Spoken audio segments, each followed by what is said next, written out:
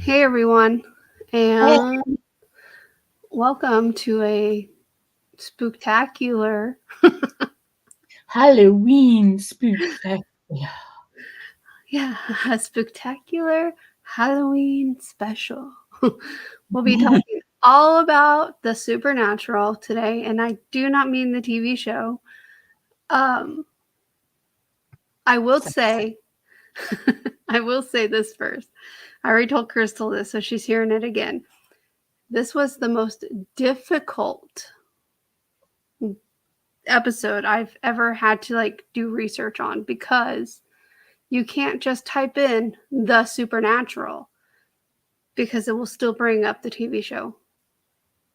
I probably could honestly just play every episode of the TV show and just discuss the monsters within those, but it's okay. Nothing supernatural. I mean, we lived Do it what? for. I said nothing wrong with supernatural, No, except no. for the ending was horrible. And I mean, I get why they did the ending they did, but at the same time, I kind of wish they would have left it on a cliffhanger and just did an extra season Mm, because I know they wanted to end it, but they even the cast has said they didn't get to end it the way they originally planned to because of COVID. And so I kind of wish they would have just did like a cliffhanger type situation and then did a last, like, even if it was just a short 5 episode season or something like that, just to end it the right way. hmm Yeah, it was just. Mm-mm. They ruined it. Yep.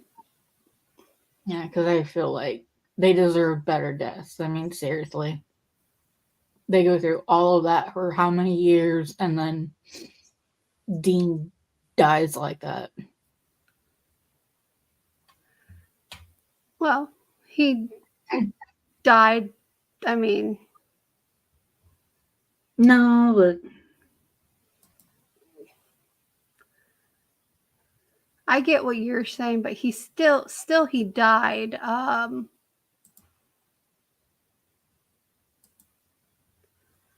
Well, that's that. But he, what was I saying? it wasn't like, you know, those kind of creatures weren't like worthy of killing Dean. Oh, well, that's true. You know, they were stupid. You look at all the beings that they faced and everything, and all the ones that they took down, and then you got dumbasses like that. And they killed Dean. Right? Really? No. That's not worthy. That's not worthy. You're not worthy. Mm-mm. You're not my real dad.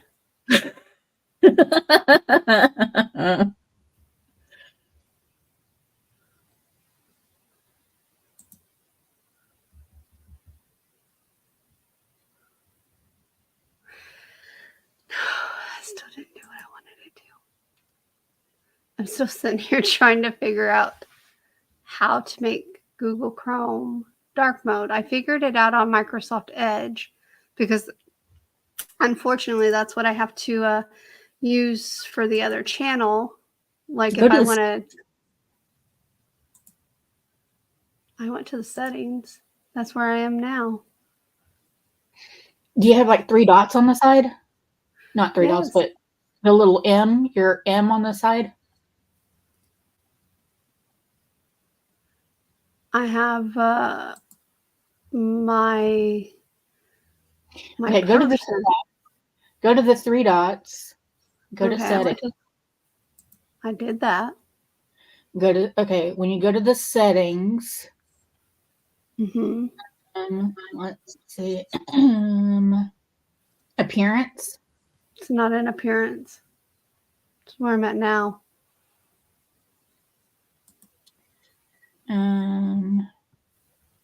Oh wait, okay. You need to go to where the extensions are. The extensions. Okay. And then look up dark mode or something and extensions. So manage extensions. And then type in dark mode. Dark. Nope.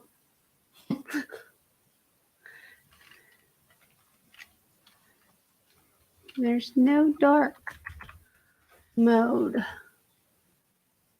And just type in dark. I guess I'll go to the whatever in the store and type in dark mode, see if it's something I gotta.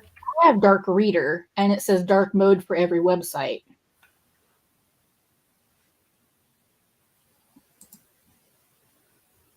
Add to Chrome. Add extension. And now let's go to my extensions. Dark mode.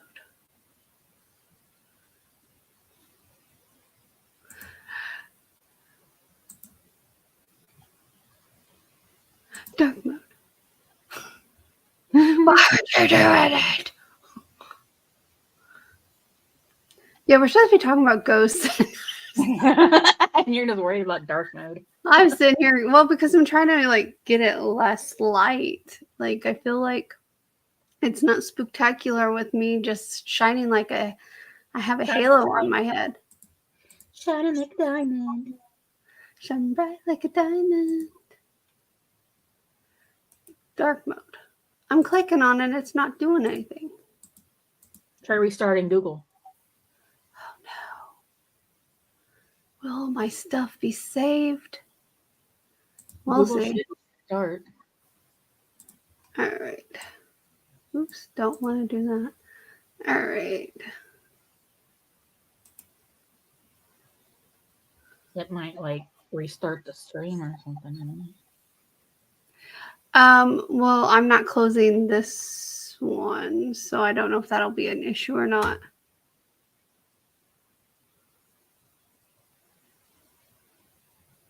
So let's just okay, so when I open a new Google Chrome, see, we might have to restart just so I can have dark mode. So crap. I wonder though if I move it here, will it automatically turn to dark mode?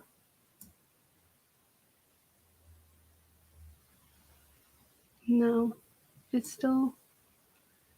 All right, here's going to be the real test. Let's go to this. All right, Google's coming up black, so, but it didn't restore all my crap, so that's great. That's great. It usually does. I know when I do it, it always restores. Yeah, but I didn't close out both of them, so I think that's the issue.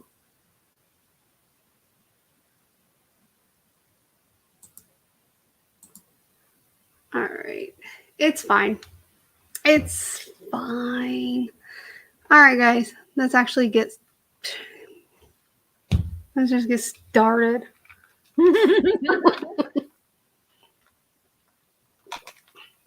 I'll have to remember to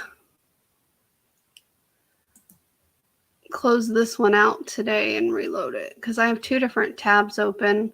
Maybe I can do StreamYard on Microsoft, whatever. Except for that's not. Why isn't that dark mode? Fuck it. I give up. Anyway, guys. Supernatural. Not the TV show. So there's lots of things that are actually classified as supernatural, and it actually surprised me because they even consider like angels and demons part of the supernatural. I guess that shouldn't have surprised me since there's literally angels and demons in supernatural. How would it surprise you? Because I guess I didn't think of it that way because I usually consider it more like aliens, vampires, werewolves, ghosts. I don't think of angels and demons along that line. I guess because it's more of a religious thing than when you think about angels and demons, you think of them more in a religious limelight than you do like a paranormal limelight, if that makes any sense. I don't know. I don't know. I think anything supernatural is just stuff that's, extraordinary. Yes. And so that's what puts he froze. He froze for a second. But so I think it's just that's what puts angels and demons in there is because they're they're extraordinary and they're so it's like you have to believe in them in order for them to have any power and stuff like that. It's stale. Just add it to my drink. Was that cotton candy or was that marshmallow? Okay, you know me better than to ask me if it's marshmallow. That's what I was thinking. But in the dark, it looked like a marshmallow peep or something. So that couldn't be a marshmallow peep. It had to be cotton candy. It's authentic Disney World cotton candy. Oh, that's why it's stale. That's from the 16th. Well, I have a whole nother bag that's not even open yet.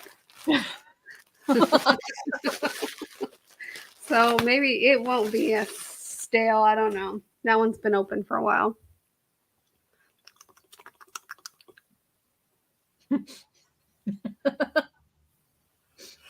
Oh, man.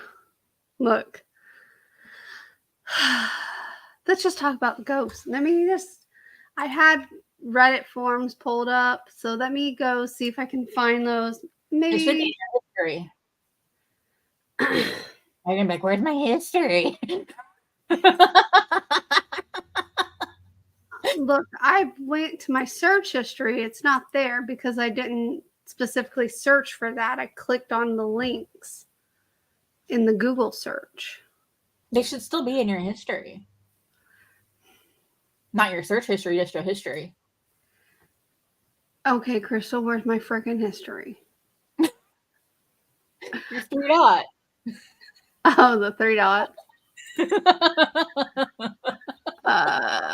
I don't internet. Oh, relaunch to update your tabs will reopen. Well, I don't want to do that because then it's gonna close this, won't it? That's what we were thinking. That's why you didn't do that in the first place. Yeah. We don't want to do that. Oh, here we go. History.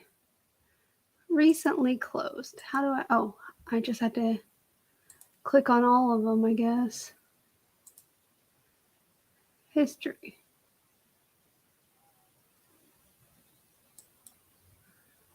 Oh, we're going to have to pause that. Dude, I did not tell you to start playing again. You listen to me. You will respect my authority. Respect my authority. What was this? I don't know, but it's not loading. Oh. I don't know. What the hell? That was something I looked at on Facebook like months ago. Well, it's your history.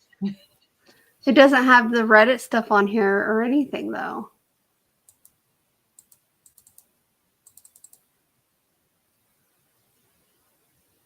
It should. It doesn't, though. It literally has YouTube, which I already opened up a YouTube. Whatever this isn't Reddit.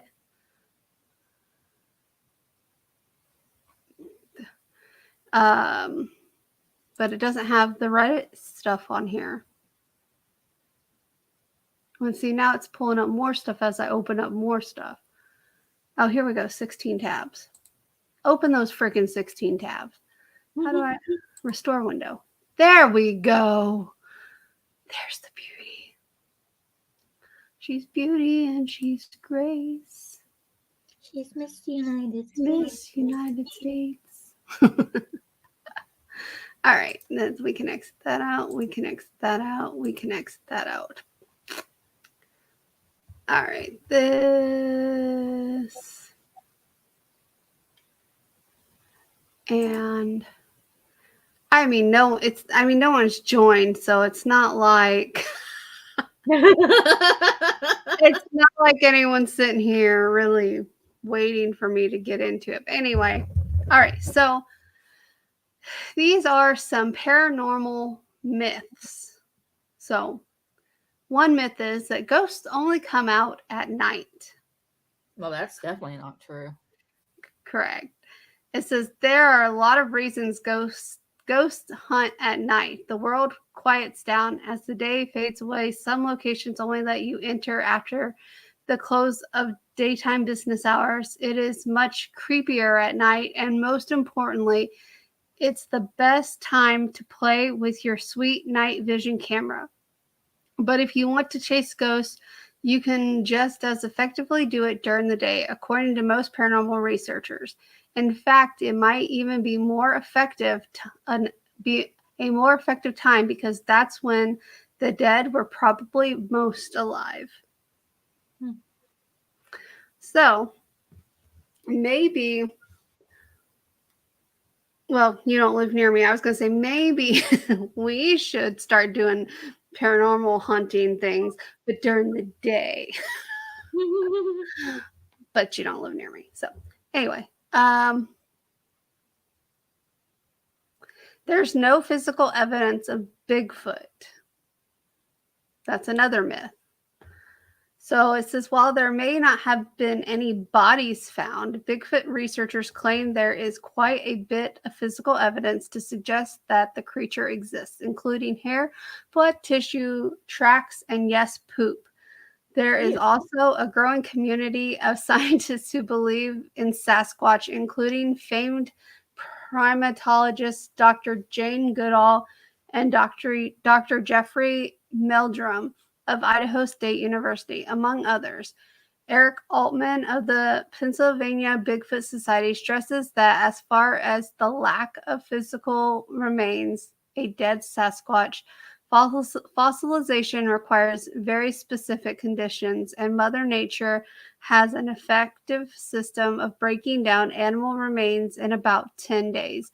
So a freshly dead specimen of the already rare creature would be hard to find. So let's start with Sasquatch. Let's start with Bigfoot. Do you believe Bigfoot exists? I'm not entirely sure on that one. I mean, there's been a lot of pictures and stuff like that, but I'm really not sure if I believe in Bigfoot or not. Right. There's so much stuff, but I don't know. Because, like I said, I mean, like, some of the pictures look like they're fabricated, to be honest. Most of them do. And some of it can be explained with other things. And, like, but then some of it actually some of it looks real, some of it looks fabricated, and then some of it just looks like, I don't even know. I really don't think I do. I don't think I've seen anything that makes me look at it and be like, holy shit. I don't think I've ever seen anything that actually makes me believe in Bigfoot. Right.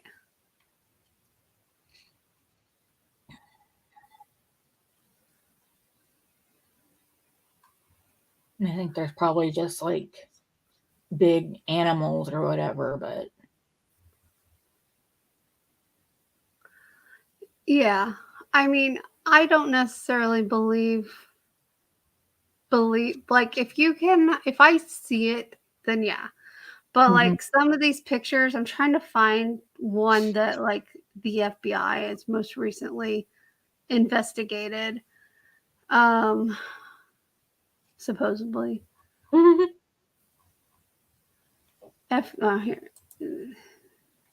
This is one that they claim. I'm going to pull up the screen. This is one that they claim the FBI tested hair left by the creature in 1970. What am I doing? Present, Melissa. Present.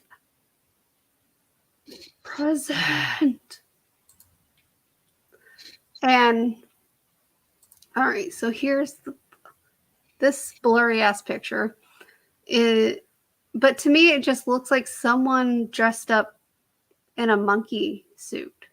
That's what most of them look like. It looks like some dude bought like a gorilla costume or whatever and went around and took fake photos. Because like the face in this one especially is like it's all hair with a little slit of eyes. But if you remember, Harry and the Hendersons was based off of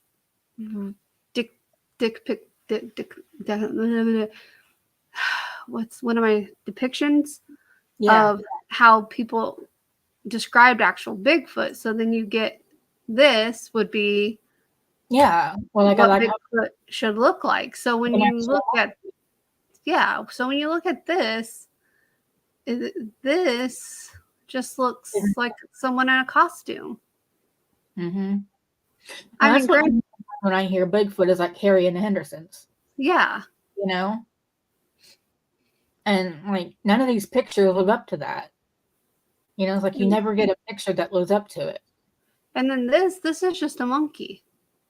That's a monkey. Or gorilla or whatever you want to call it. So are we sure that these people aren't seeing a gorilla that's just standing up on its back legs instead of on all fours? Yeah, because they can do that. Exactly. You only get these big monkeys and they can do that. And they can get tall. So, because when they do like depictions like this, it makes me think it's just a monkey. It's there's no such thing as Bigfoot. But now if you can find me something like this out in the wild, you know, what they claim Bigfoot looks like, then I'll believe you. Because yeah, there's still hair on the face, but it's more of a humanistic face.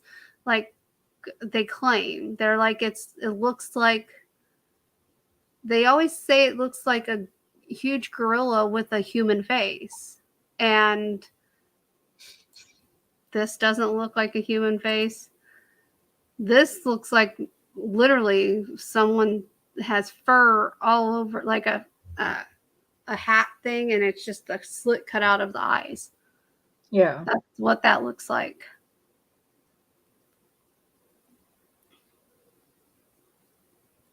I don't know. What I'm saying is like there's never been like a realistic picture. Right. And see, that's definitely a dude. Yeah, that's a dude with like covered in like that or whatever. All right, like this was one I seen I think on a YouTube thing. They just saw it walking across a field in broad daylight. No. If that's broad daylight, you can get a better picture.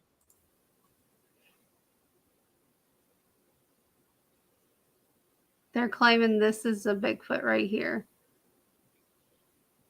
It looks like a rock. Here's another one. No, I don't.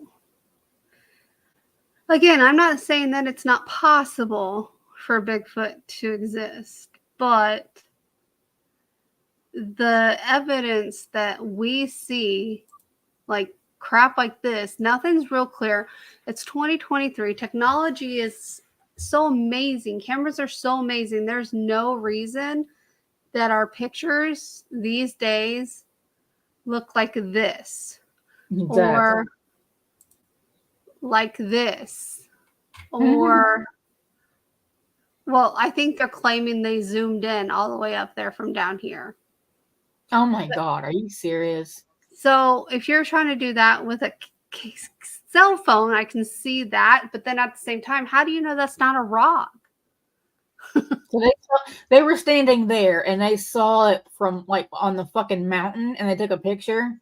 Yeah, that's what they're saying. They saw up in this area, and they zoomed in to that area. That's why it just doesn't make sense.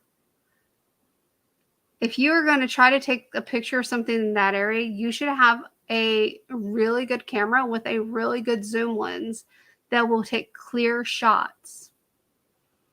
Exactly. Not just your cell phone and then I saw Bigfoot.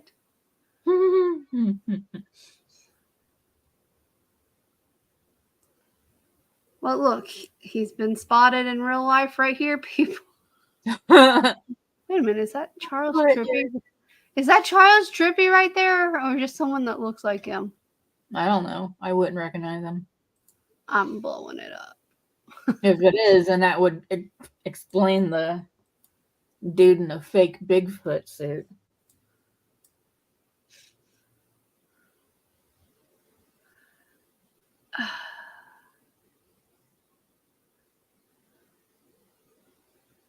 I think it's just someone that looks like him.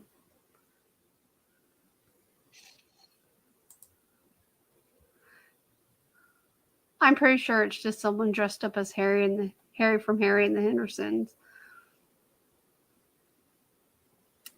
Anyway, off of Bigfoot now.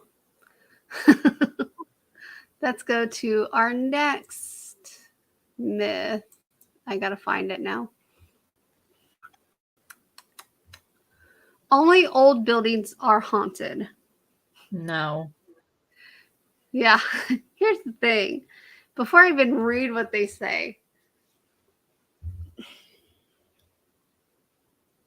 you can literally, I can almost tell you that no matter where you build your house, someone probably died on that land. There's no such thing as virgin land anymore. There have been too many wars, too many massacres, not to mention that the natives that lived in your area before you, they didn't have proper cemeteries. They literally buried their dead wherever, or most of the time they just burned them and left their remains. So your land is haunted before your house. Just throwing that out there. Just watch the movie Poltergeist. I mean, they lived in a brand new fucking house. That was a brand new house, and it was haunted by like the worst fucking thing. It's because they didn't move the bodies. No, they moved the headstones. They didn't move the bodies. And that's the other thing, guys. Yes, I do think cemeteries are haunted, but I don't think they're haunted by the people buried there. Because most people don't haunt where they're laid to rest because it has no significance to them. If they have unfinished business, and which is what ghosts are, basically spirits who have unfinished business or can't seem to figure out how to move past the realm they're in, they're not going to haunt where their gravestone is because they're not going to find clarity there. They're going to go and haunt places that are familiar to them, like their childhood home, their place they spent 20 years working before they had a heart attack, and bad example, but you know what I mean. They're not gonna. So if you're investigating at a graveyard,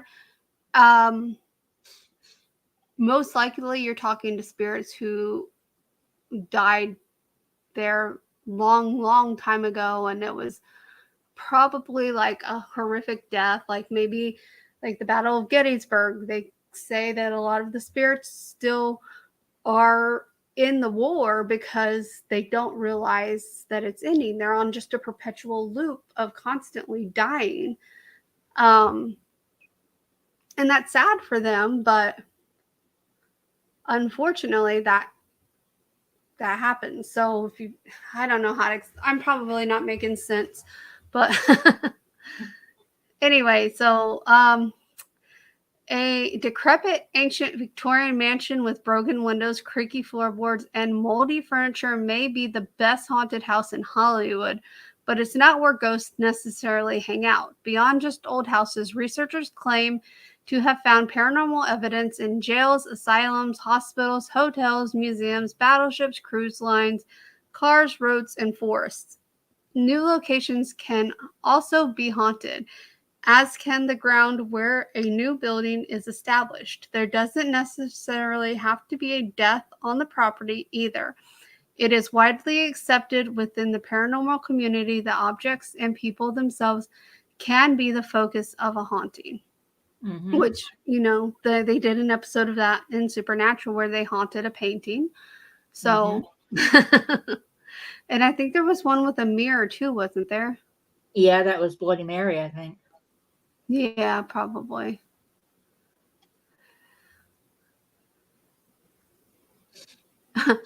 This is also a myth. I don't even know why this is on this one. America's paranormal fascination is new. No, it's No. not. It's just been, I would say in the last 15 years, it's just been more accepted by a lot of people. But it's always been a huge, huge fascination with a lot of people, and not even just America, but the world. So it says, although the paranormal has become quite popular with the arrival of investigations based on reality shows, America's fascination dates back to the origins of the nation. The paranormal peaked in the U.S. in the mid-19th and early 20th centuries with an introduction of spiritualism, a religious philosophy that exposed that communication with the spirit world is positive. Mary Todd Lincoln, Mark Twain, and Harry Houdini were among the American celebrities who became part of the paranormal conversation, and the public gathered in homes and in auditoriums to connect with the dead in seances. Beyond ghosts, future President Teddy Roosevelt wrote of a frontiersman encounter with a Bigfoot-like creature in 1893, and other Sasquatch stories would periodically make their way into the news. Long before the Battle of Los Angeles in 1942 or the Roswell incident in 1947, airships were reported in the skies above America. And newspaperman S.C. Haydon wrote about the crash of such a ship in Aurora, Texas in 1897, about 6 years before the Wright brothers' first flight. And that's a long paragraph, so yeah, definitely not new at all. All right, aliens are little green men in flying saucers. Okay.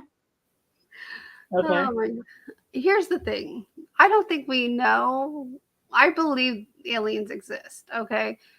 But I couldn't tell you what they look like. I believe they look like us. I believe they have the capability to, like a chameleon almost, to blend in with the environment. So they can make themselves look like whatever they want to look like. Well, if they want to be a dog, if they want to be a human, if they want to be a bird, I think they have that capability to blend in and basically learn whatever they want to learn and take it back to and be like, no, we don't want to go there, guys.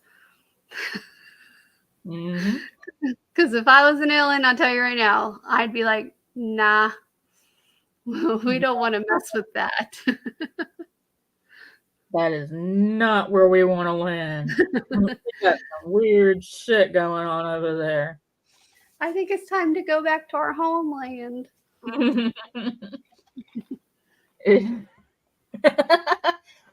Be like, what was it, like Ace Ventura? Like after he goes into the bathroom and he comes out, he's like, "You do not want to go in there.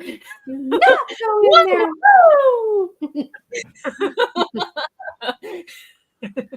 there. Oh man.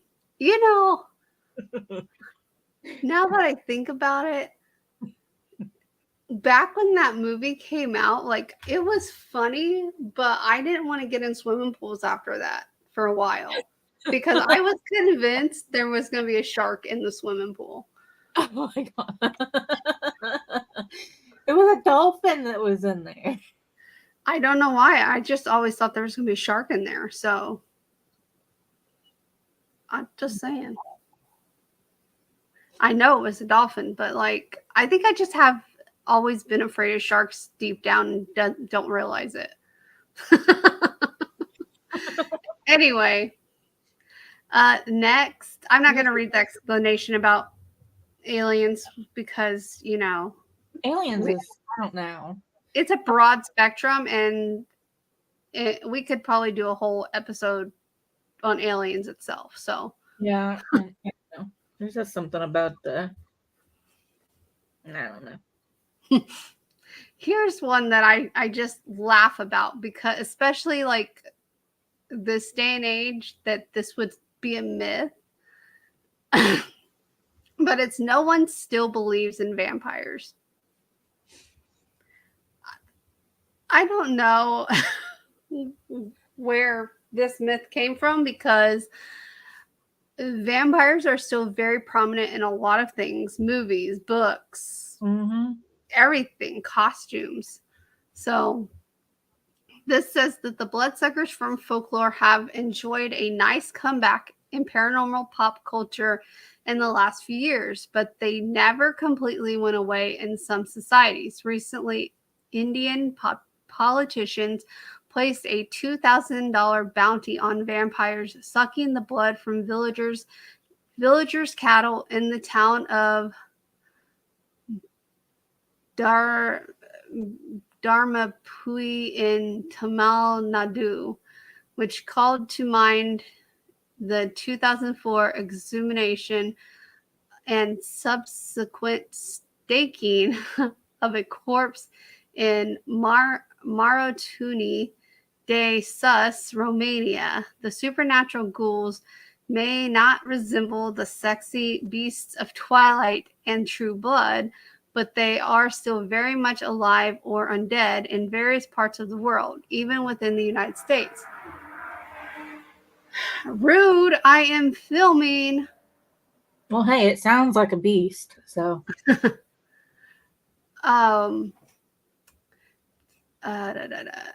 In the parts, even within the United States, there are subcultures of individuals who believe they are among a class of vampires, with especially active groups in New Orleans and New York City. I need to find this video.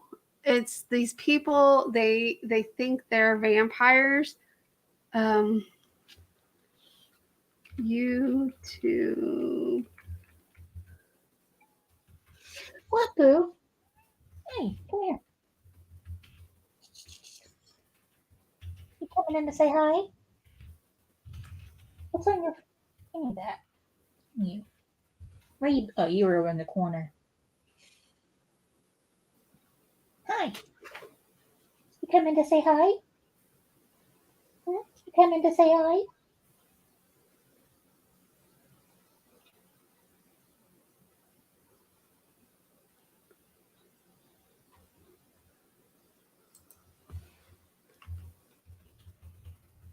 You think everybody wants your opinion?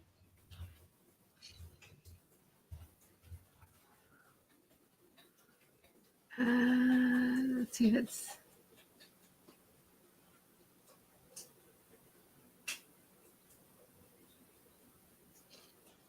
Let me see if it's this one.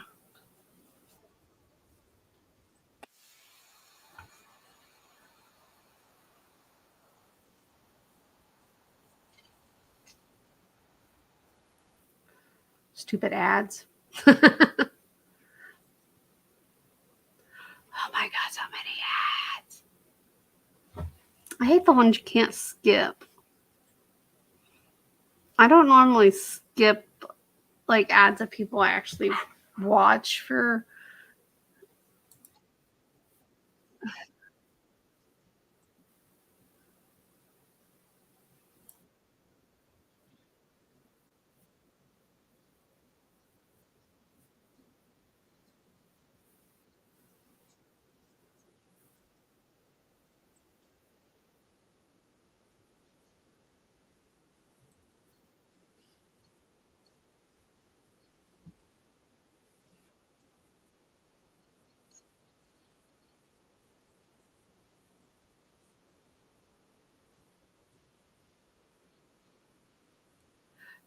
I'm trying to see if I can find just the video they're reacting to.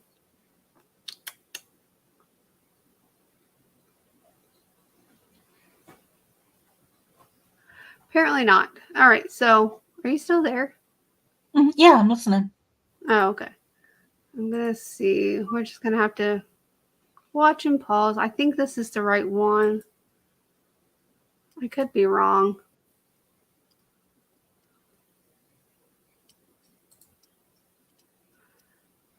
Honestly, I read the title and the first thing I thought was, I bloody won't believe that. You can show me anything you want right there. I won't believe it. Oh, well, I really I won't. bloody well won't. Together 7 years, Logan and Daly are just your regular everyday couple. Well, they're not, because I've read the title. And guess what? I bloody don't believe it. They're a regular couple, apparently. I know they just said they're regular, but I bloody well don't believe it. Oh my God, shut First up. time I ever met Daly, I had an immediate connection with her. Logan started hosting these events at his nightclub, and I started assisting with them. He spent the next 2 years asking me out. It took him 2 years, did it? I don't think this is it. Anyway, like these people, the video I'm thinking of, they like, they claim to be soulmates, but then they have like an open relationship and they claim that they're creatures of the night and all sorts of weird shit. They're just weirdos.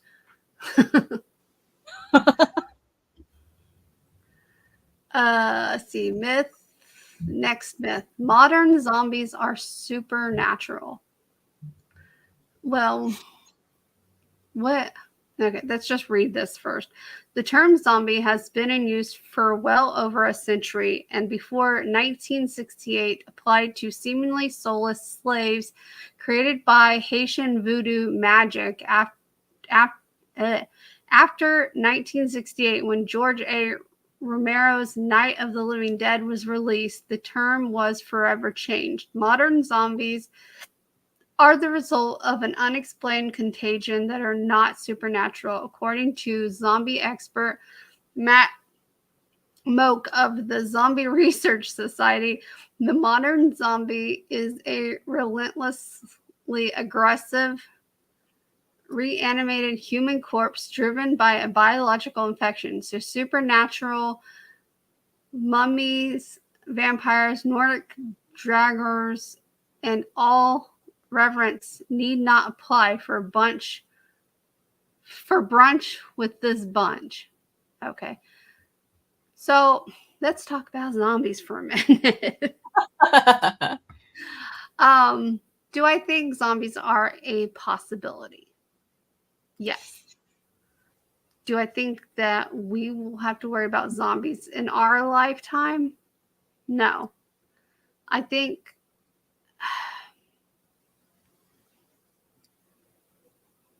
how do I explain it without sounding like a nut job?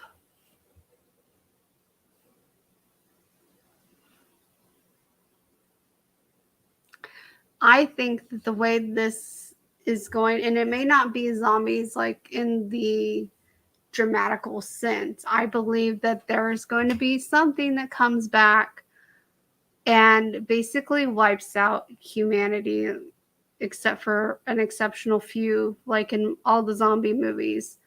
And we're just going to be like walking corpses. But I don't think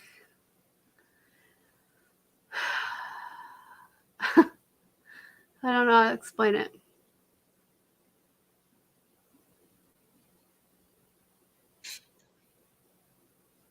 I don't think it's going to be like as dramatic as what the movies and stuff make it out to be, where like they're all hungry for human flesh and blood and crap like that. I don't think it's going to be like that. I think there's just going to be like a, I don't know how to explain it. What about you? I don't know. I've never really thought about zombies as more outside of like Walking Dead kind of stuff, you know?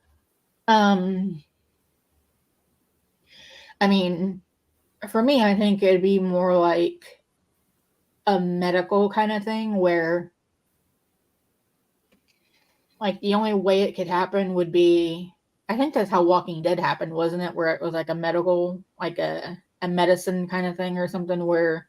Well, they haven't actually ever revealed it in Walking Dead, but like in Dawn of the Dead and all the other zombie movies, The Stand is technically not a zombie movie, but it's basically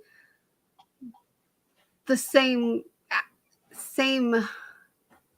theology around it, is that a virus kills a majority of the people in the world. I don't know how to explain it.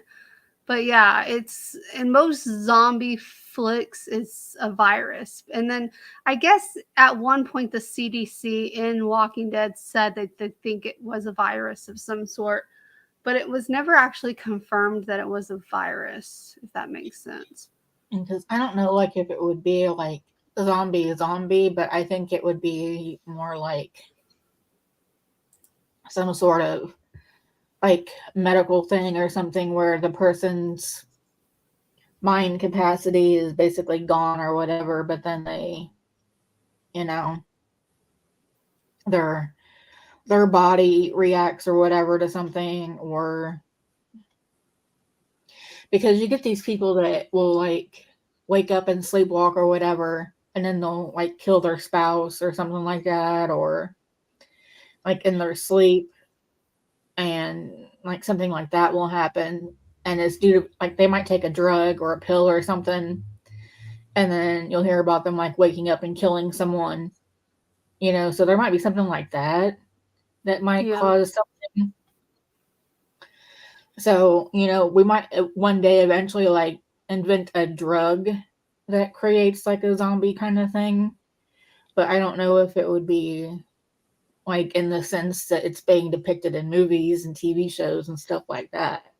Yeah. But I think we are kind of like seeing it in those TV shows and stuff. Mm-hmm.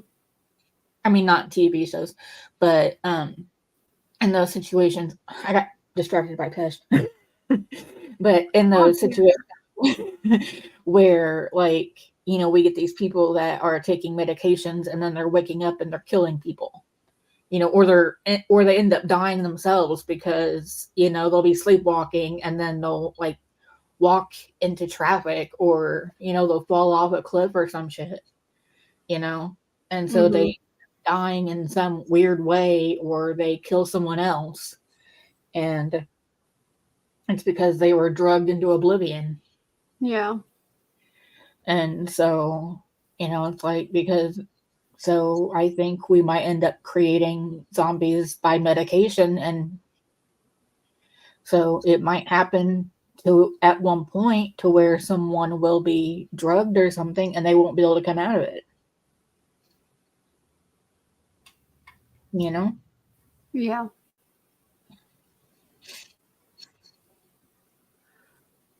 All right. So this next little thing that I found, I don't know if I can make this bigger or not.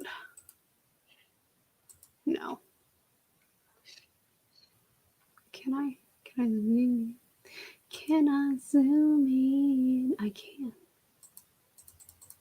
Yes. Okay. So let me go to present. I found this. It's an old old article. It's from 2005, but this is one of the charts on it, and it's paranormal beliefs by gender.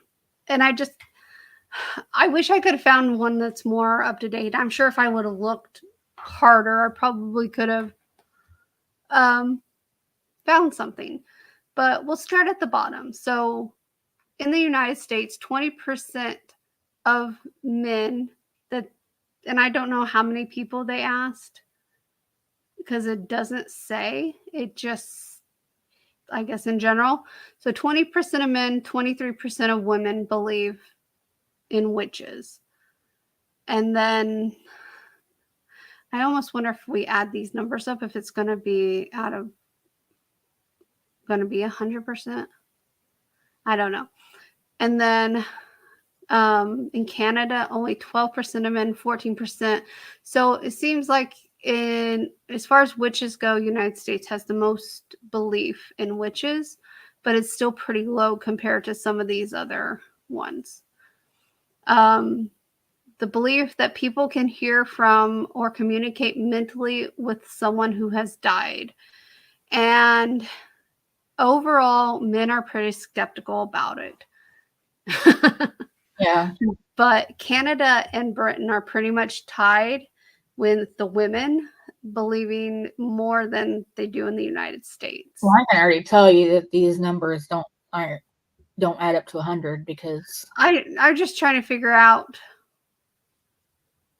how they get their percentages is what I'm trying to figure out. Like how many people did they poll and stuff like that. They don't explain it in this article.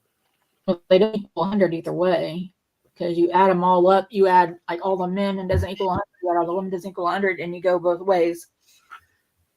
And 31 and 42 isn't 100. So I don't know where they're getting. No, I mean like all like 31, 23. No, that's not 100 either. Well, okay. I don't know. If you go down, if you look at Great Britain, you got 44%, 30%, 15, 32. That's higher than 100 because 32 itself is over 60. And you got 44. So that goes over 100 right there. Right. Okay. Oh, well, anyway, it don't matter. I just don't know how they got their percentages. I'm not sure either because usually they poll like 100 people when they make a poll. Right. But, or that's what, I mean, if you look at Family Feud, they say out of 100 people. Yeah. You know, we polled 100 people and this is our percentage. But this isn't telling you, so you got to wonder, like, how many people did they poll? Right. All right. So then the aliens have visited Earth at some time in the past. So surprisingly, men are bigger believers in aliens than they are that you can talk to someone that passed on. So, and women are the opposite. It's like men and women flip-flop when it comes to these two things here. So that's interesting.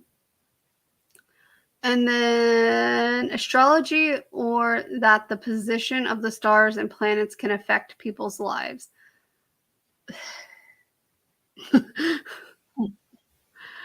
I would probably say that I think all of these are too high, but whatever. And then that houses can be haunted.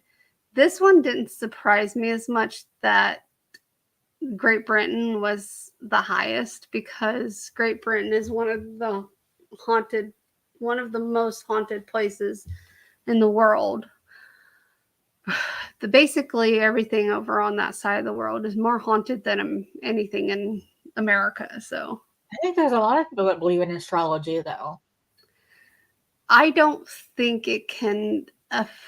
I don't think how the planets are aligned though affect our lives. That's what I'm saying. Like everyone's always like, "Oh, Mercury must be in retrograde," and I'm like, wasn't it just in retrograde last week? So you're blaming your sucky ass life on Mercury being in constant retrograde, apparently. So that's what I mean. I'm saying that a lot of people believe in astrology. And I that's understand that. I see and that's what that. astrology is. That's what astrology is. It's not necessarily the last part, but it's astrology. I understand that, I like to believe in astrology. but it says or that. So I could see if they put just astrology. I bet you if they put just astrology down, these numbers would be lower, like higher, or yeah, higher. But the fact that they added this part, that the stars and planets can affect people's lives, that's what has these low numbers. Because, and sorry for anyone that believes it, I just feel like it's a crock of shit. I believe in astrology. I think astrology is real, but I don't think that the way that the planets align are going to tell you if I'm going to be in a good or bad mood. So That's basically what astrology is. well, I guess I don't believe in astrology then. Because that's like your star sign. It's your, it's whether you're a Libra or a Sagittarius or Gemini or whatever. It's, and that's where the stars and planets aligned on that time to make you what you are. But what I'm saying though is some people that go deeper into it than others, yeah. But I'm saying that the people that are sitting there blaming their miserable life on the fact that Mercury is in retrograde and the stars aren't lined up right tonight and blah, blah, blah, that's, I don't believe. I believe, yes, your birth sign does basically say, describe your personality and such, or can have hints to your personality and have hints to the type of person you're going to be. But I don't think you should blame the stars on being a bitch or being, you know what I mean? Being just a horrible human. Do that either, but I'm just saying, but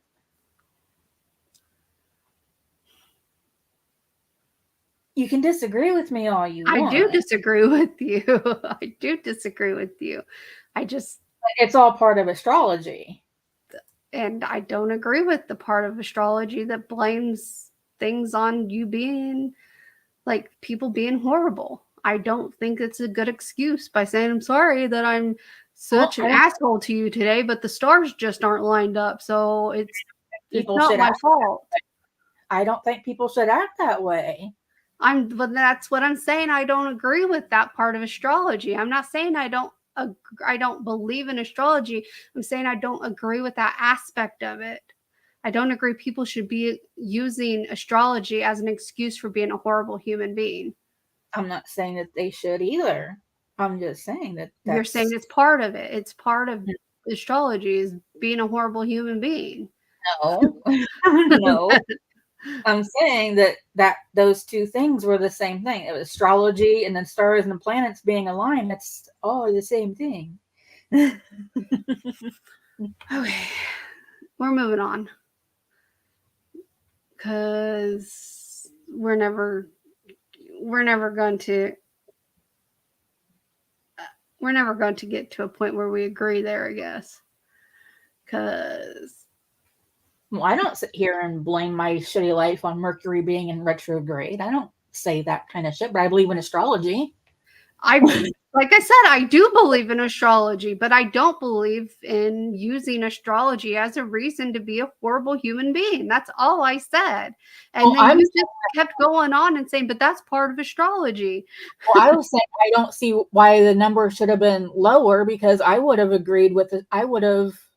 Because people think like me. They're thinking about all the people that sit there and be like, well, Mercury's in retrograde again. I have to be a bitch. Or, I would have voted on believing in astrology regardless of that second part being there. Right. I understand where you're coming from, but I'm telling you why I would have thought the numbers would be lower because of that. Because there are a lot of people that think like I think, that people use astrology as a reason to be a horrible human being.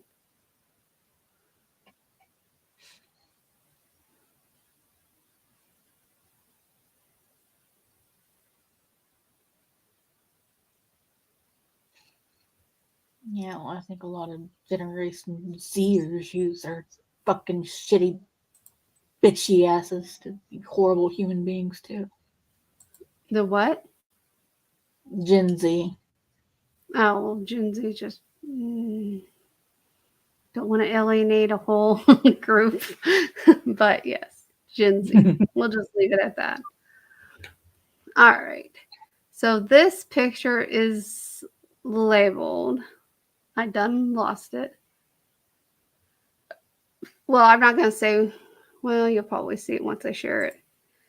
But they're asking, do you think this is a ghost or what?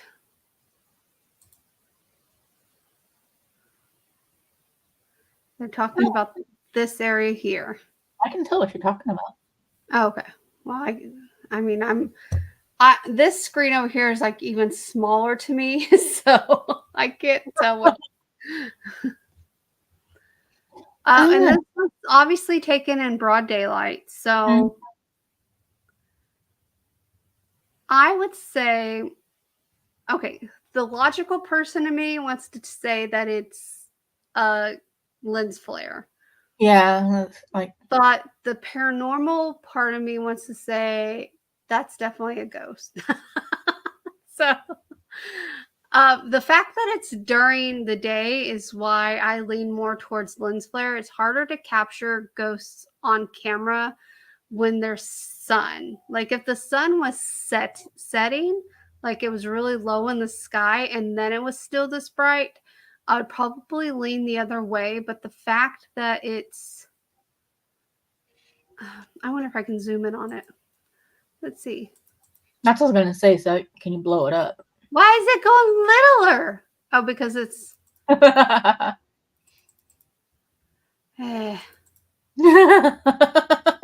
don't understand. Oh, well. To blow up and then get tiny. Yeah. It was blowing like everything else up, but not the. So. I don't know. That's where I stand. I think because of the way the sun is coming down through the trees right here, it's probably a lens flare. Something else too, because if you look like right under it, it looks like there might be like a shiny headstone. Oh, wait, hold on. There we go. Yeah, but see, because it looks like there could be like a shiny headstone there. Go back! Blue screen. Are you talking about this one? Yeah. Yeah, that looks kind of shiny, and it's coming up right out of that headstone too. Not saying that, it's like, oh my god, look at me. It's a ghost. It's like Dumbledore. And like if you zoom into it though, it doesn't have any like ghostly features. It literally just looks like Flare. a lens flare. Yeah. Yeah. It looks like. But now this here. I'm just kidding. But that looks like an orb. The way the branches break. I'm just kidding. Because it seriously looks like there's like light coming off, like glare coming off of that headstone or something, and it's creative. Yeah, like I see flare. It. That's definitely got to be a lens flare. Because it's so, Oh my god. Oh, someone had an unfortunate name. I'm sorry. That's probably why they took the picture. They probably took the picture because it's a doofus. Probably. They're like, oh my god, someone really had that name. And then the sun power came out and caught that headstone, and it glared up, and it caught a flare on the shiny headstone. And now they're like, oh my god, look. I was thinking doofus.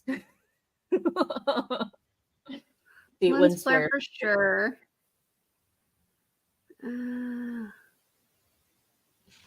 As well as the gravestone beneath the flare, it's where the sun is hitting. It's shiny as anything. Oh I wonder if anyone else was going to mention that we took the picture of Doofus.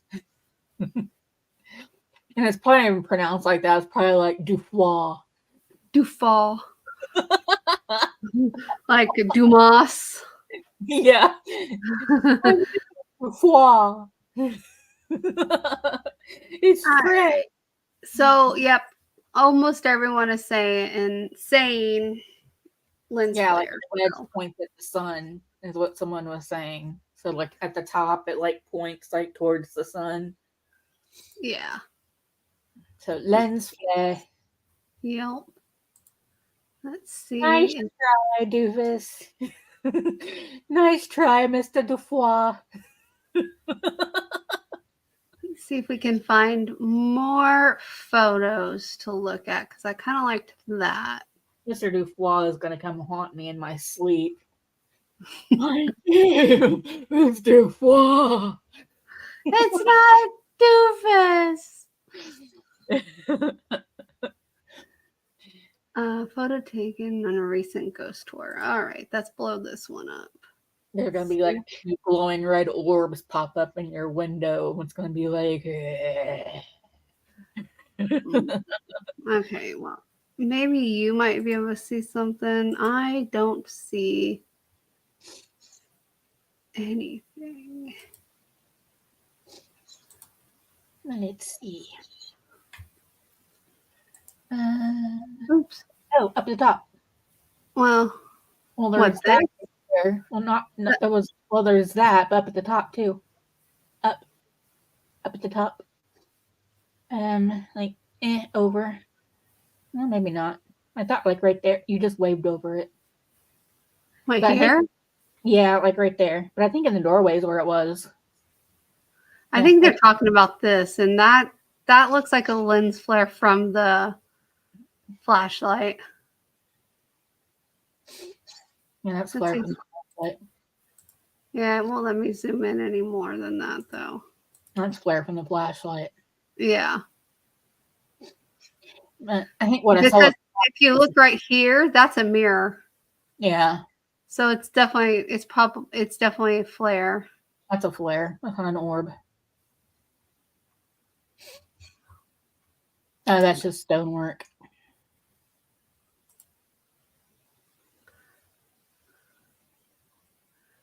Let's see. From the looks of it, that flash on first hitting some metal strips on that wall panel next to it, or the frame of that chair, blah, blah, blah. It's just reflecting the light. It's Slimer's cousin Dusty. Oh my. All right, let's see if we can find more paranormal photos. I want to see when it makes us like, oh my god. That's definitely not a flare.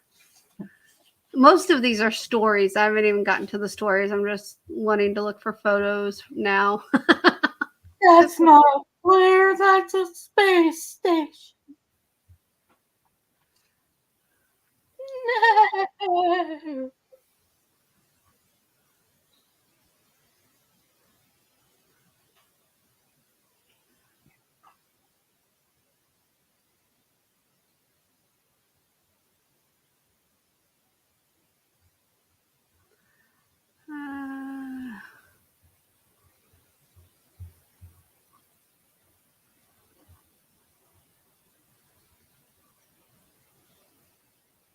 Mischief.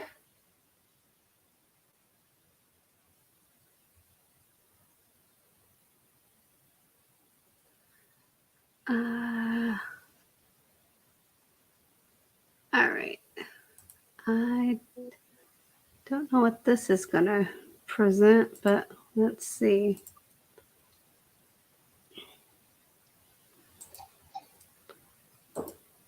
This one, it says, daughter taking pictures on my phone was normal until the last one.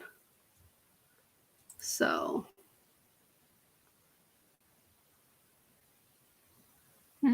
Okay. No, this is one of three. I know. I'm trying to figure out how to get to the other ones. I guess I got to go out. go out and go back in. Wait, are you guys even seeing what I'm seeing? No, I was seeing it, and then something else happened. No, you're on a different one than me. Hold on, let me share the right one. I just saw your mouse. All right. We're going to have to do this in... All right, so this is the first picture. I'll let you look at that. Well, it's already creepy to begin with, but still. Fan up the top. What? Looks like a ceiling fan up at the top. Yeah.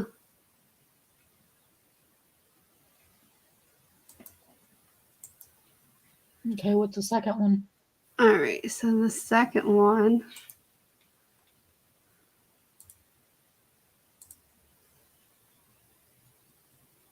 is this one. It's just a little bit darker than the first one. And then the third one, see full image. Oh, that's fucking creepy. That'll give you nightmares. This is the third one.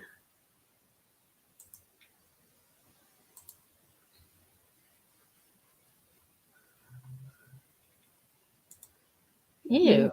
Zoom in. It looks like she's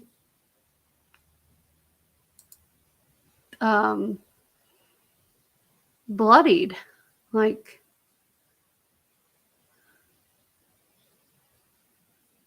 it's so weird. Freaking creepy. Like, what the hell? No, let's go to post. Good luck in therapy.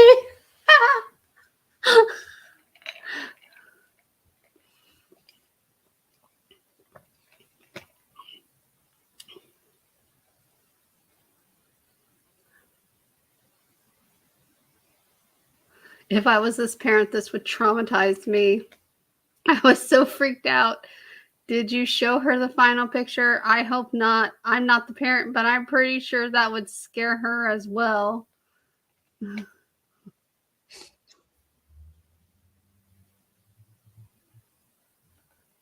Parenting 101. Don't show your child a creepy ass photo of themselves. This will save you a lot of money in the future for counseling for them.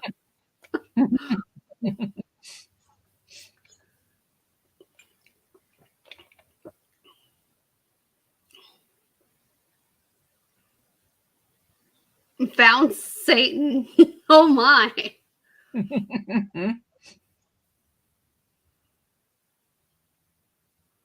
My youngest would like to inform you of the boy with the yucky eyes who apparently lives in the air vent in the ceiling. Okay.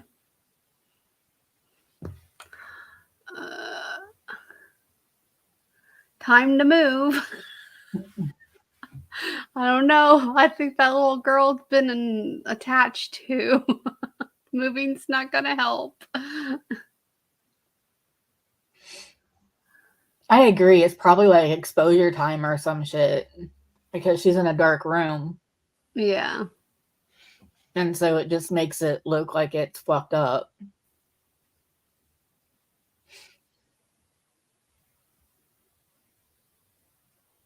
She acts as a portal demon. Yep, that's it. Plus the fact that she looks like Chucky.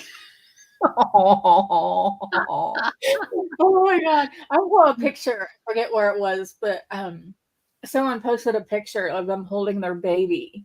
And someone like posted a reply to it, and it was a picture of Chucky. Oh. And it was this girl was literally holding her daughter, and they just posted a reply of a Chucky doll. And it was like, oh. But she had the cutest little girl though. But the daughter really did look like Chucky. I think it was a TikTok video or something, but this girl was like holding her but it was one of those ones that gets posted on the YouTube as a short. But this girl was like holding her daughter and doing a video or whatever, and the reply was a picture of Chucky. Oh my god. Well,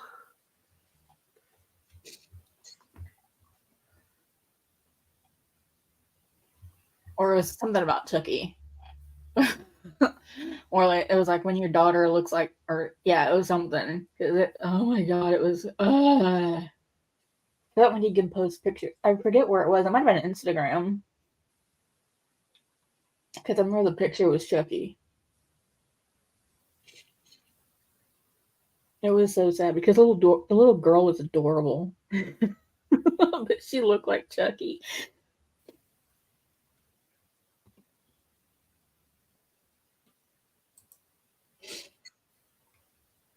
It might have been something where they stitched to it, where they like a duo or something, like a duet. yeah. I think someone duetted to it, and they did Chucky. I think that's what it was. Let's go. I know where we can look.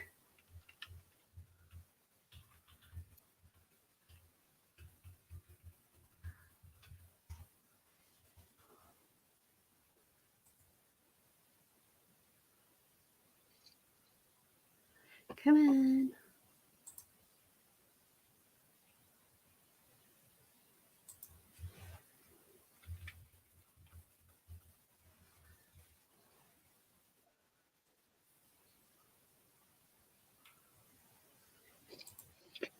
I remember when I was a kid, they came out with those like kid sister dolls, like kid sister. Kid sister, Yeah, sister, wherever you go, I'm gonna go. Kid sister, kid sister, and me.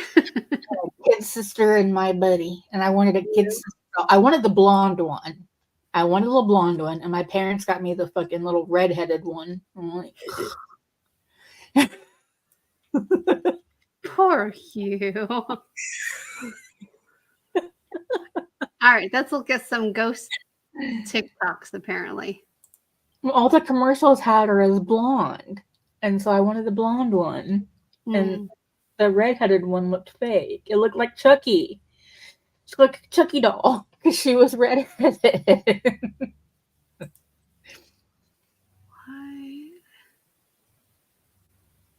Oh, that one on the lower right looks creepy. This one? Yeah, the one I had circled. See? What? Oh my god! It's not. I can't see shit. I couldn't either. When I opened it, it wasn't that me.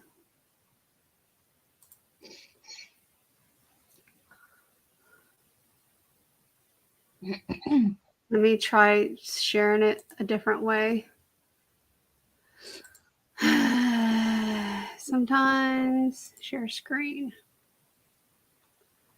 Let's just share the window.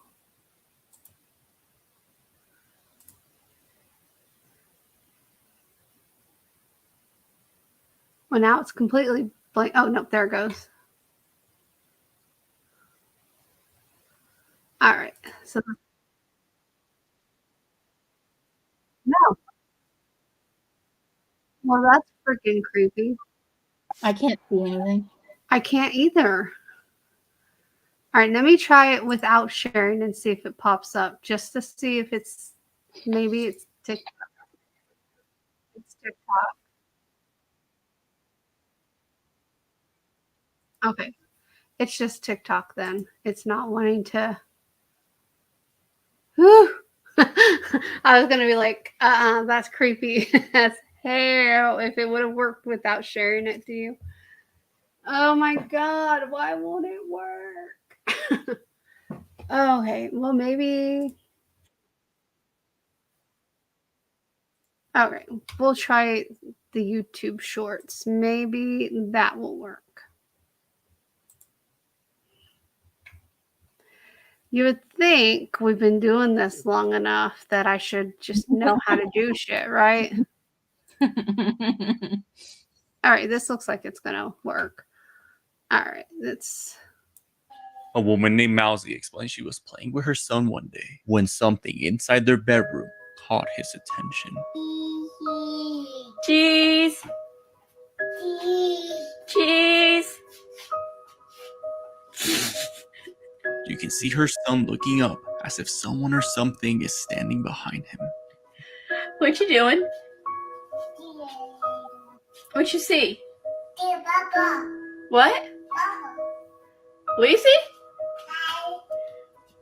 Who you saying hi to? When she asks him, who is he looking at? He calls whatever's inside the bedroom, Papa. But when Mousy goes to check, no one's there. After uploading her experience, she received many comments asking, who was Papa? She explains her grandfather was called Papa, who frequently visited them, but had passed away only a few months ago. He paid his family. Kids. Kids are the creepiest mother ever. He paid his family a visit. Kids are the creepiest mother effers there are. Ghost facers. Ghost facers. Wherever you go, I wanna go. Ghost facers. Ghost facers. Ghost facers and me. Late one evening, a few nurses decide to take a break and enter a floor of the hospital that is rumored to be haunted. According to the uploader, many people in this particular ER have passed away, and although it's rarely used, mysterious activity is frequently witnessed. Many nurses refused to enter the old abandoned ER alone, but since they were investigating together, they decided to give it a shot. This is what they captured.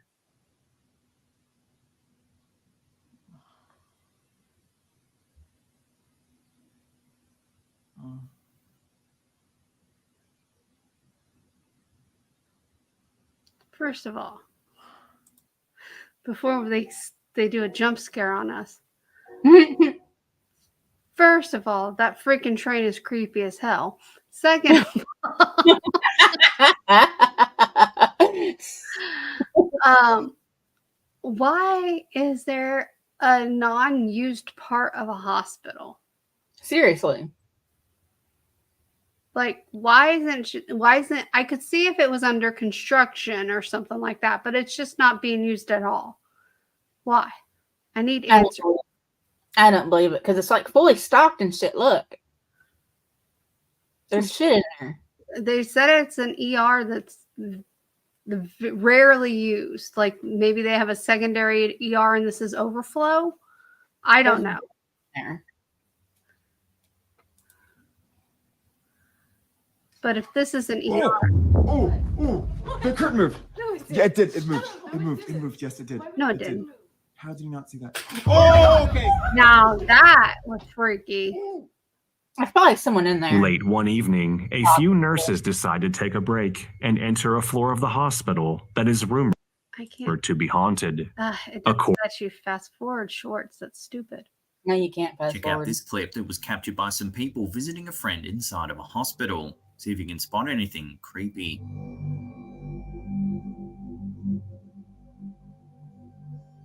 The big ass TV was pretty creepy. Look at that shit. Oh my hard to god. spot at first, but just to the side of the bed, there's a creepy grey face. Really? Oh, hell nah. The friends thought they were alone at the time and have no way to explain what this is. And they're in So I'll throw this Japan out where to that. you, the viewers. Well, I don't know if Anything's they're in been caught on Japan. camera here. Let me know your opinions in the comments down below. They're in an Asian country. I know that. And there's the Grudge thing. Mm-hmm. That had Grudge mentality right there. That's freaking creepy. Mm-hmm. He thought he was talking to a returning customer, but when he found out who that was, this happened. An overnight security guard was recorded interacting with someone or I something see the we original. can't This see. one. Dispatch to 329. Yes, sir. Who are you talking to?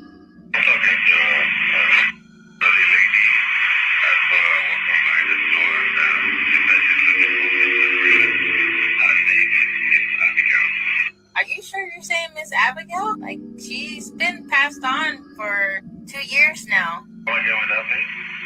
Miss Abigail she died 2 years ago. No, there's nobody in front of you at all.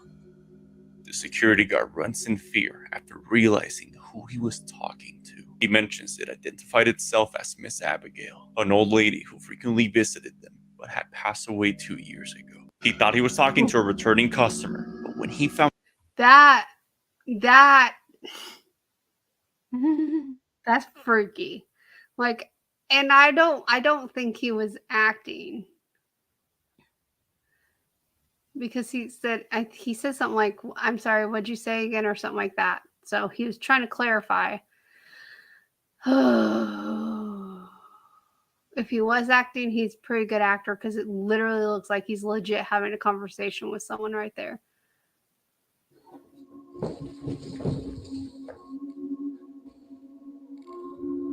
It's an Airbnb owned by a young lady. The young lady assures the police officers that there is no one in the house and that when she arrived home from shopping, the front door was opened.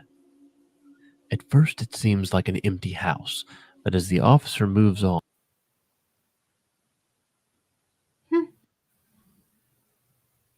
Was that in the video? I think so, unless Mr. Dufois coming to see you. I'm like, it sounds like a dog is howling. I think it's the video. Okay. unexplained things begin to happen. Background noise. As he heads up the stairs, watch this bedroom door. It seems to open all by itself. Anyone inside, make yourself known. Did you see it? As he rounds the corner, this door is already moving and already opening. He's immediately rushed by footsteps running towards him, but when he turns, there's no one there.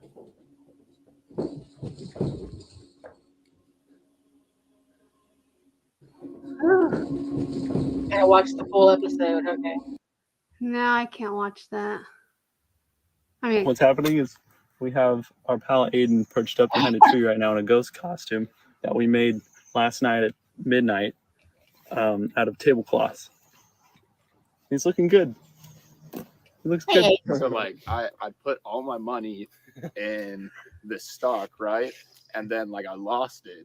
What's happening is we have our pal Aiden perched up behind a tree right now in a ghost costume that we made last night. I didn't get it. I don't know either. I think it was just fake. We were recording this as a joke, but then this happened. I remember when I lost my mind.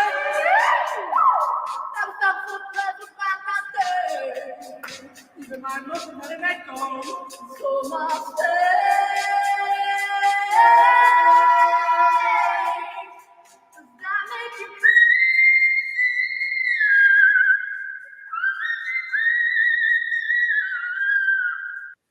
Okay, I think we got off of ghost sightings.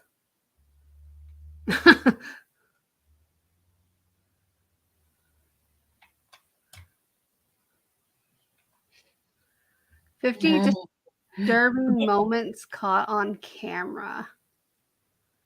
Sure. We'll just you have to remind me just to getting pause. dark on Halloween. What? I was going to say you're on deposit. It's fine.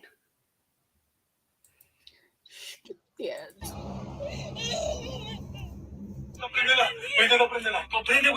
going on here? There ain't nobody there.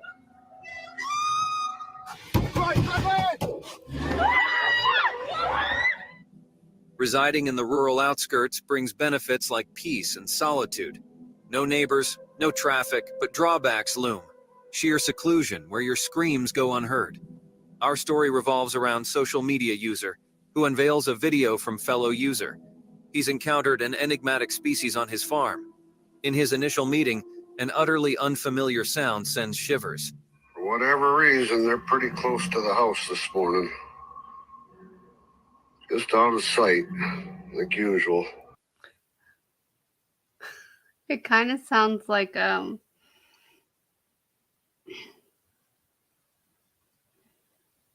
what is that animal that like has like almost not a growl, but like when they breathe, it sounds raspy. Yeah, get to the truck, get to work. I don't really want to leave. The next night, his girlfriend startles at a roof noise. While he misses capturing the creature, he does catch one on camera later. Glowing eyes hint at night vision. Something on the roof, and I don't see it. She thinks one of them's up there somewhere, but she said she's going to leave if I can't do something about it. All right, whatever you are, you need to leave. Stay out of this place. This is our home. It could be a number of things. It could be a raccoon. It could be it could be a monkey. I don't know where they live. I mean, it's snowing, so I doubt it's a monkey, but it could be numerous things. Like a wolf or something? Right. I mean, it's got glowing eyes. All animals' eyes glow when light's shining on them, so blah. This is our home. Need to leave. Debates in the comments revolve around whether it's a Sasquatch or a Skinwalker. The Oh, creature's please. true identity remains uncertain, but considering a realtor isn't a bad idea. The narrative underlines the advantages Where of did they rural get life, Sasquatch while and unraveling the unsettling Skinwalker? enigmas of secluded existence, all shared through the lens of social media.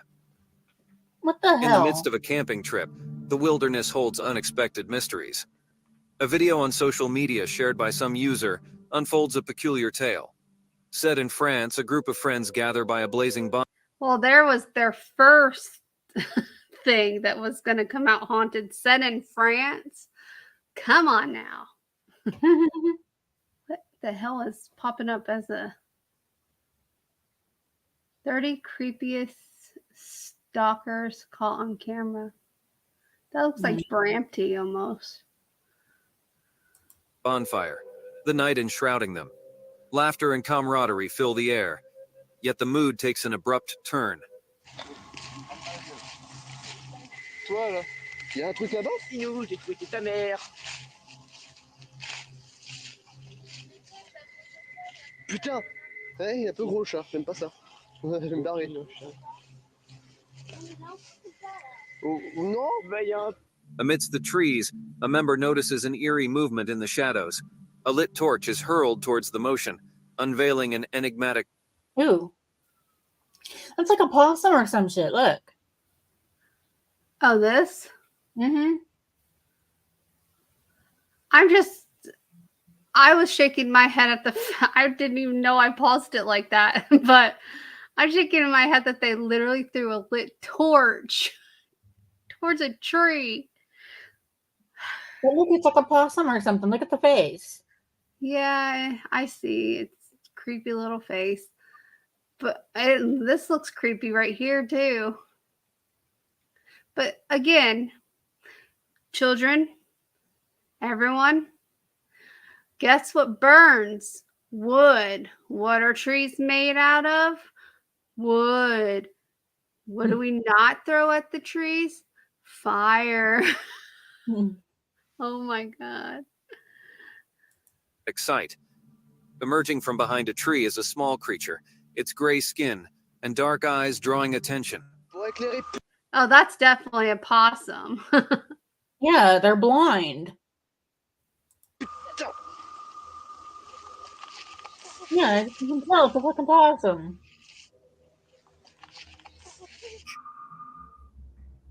Oh, wait, hold on. Pour éclairer, putain! It could be an aardvark, too. With cautious fingers, it inches towards the burning torch. The cameraman's curiosity drives them closer, but the creature retreats into the darkness. What? Nuh-uh. That thing had a fucking arm. Well, it Did you could be see an that? aardvark. Yeah, it could be an aardvark too. They have long arms like that.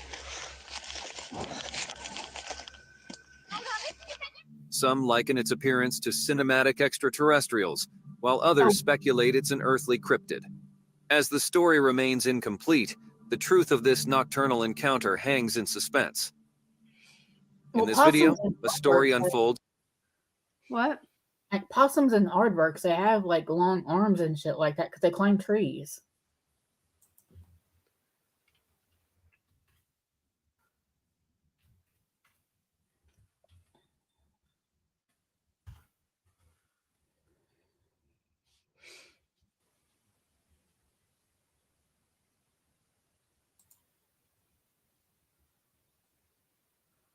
All right, I'll give you aardvark, but not possum. After seeing the arms, it's not a possum.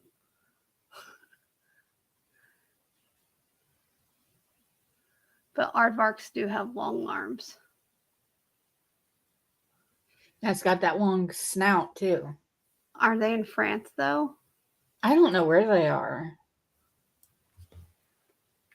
In France?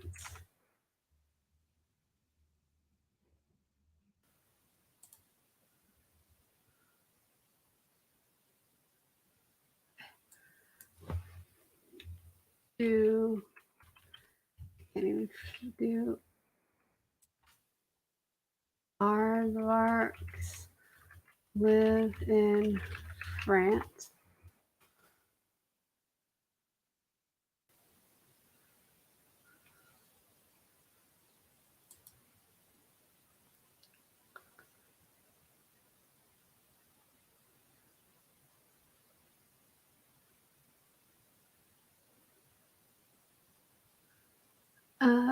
Most likely not, because they are in Africa. It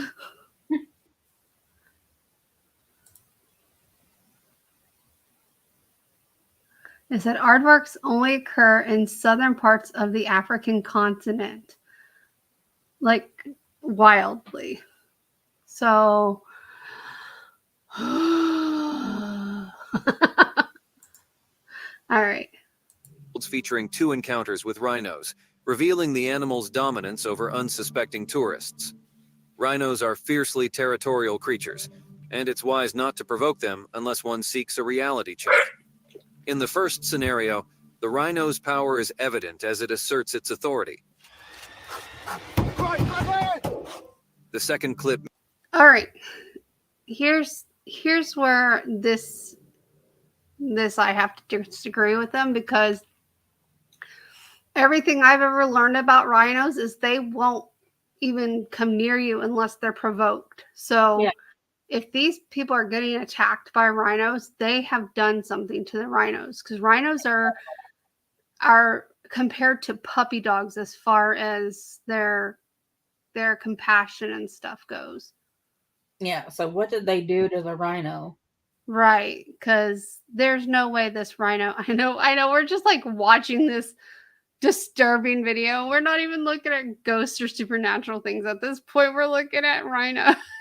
Oh well, it wouldn't be a typical video if we didn't get on it. Yeah. Mirrors the situation, with the animal opting for a more forceful approach, implying that a mere warning might not suffice. Inside their vehicle, the tourists strive to stay composed, challenged by the approaching massive herbivore. If you get surprised and start you guys just keep dead still. The tension rises as both scenes leave us hanging, not revealing the outcome of the charges. These encounters highlight the raw power of these majestic creatures and the caution necessary when sharing their domain. Yeah, but what they do to it. As the video begins, a social media user wakes up to eerie cries in the darkness. Swiftly grabbing her phone, she records what unfolds. The initial footage is too dim to discern anything, but when brightened, an eerie, ghost-like figure emerges nearby. Do you know that you can sell digital products on Amazon rather than physical products? Well, we aren't going to be having no damn ads. All right.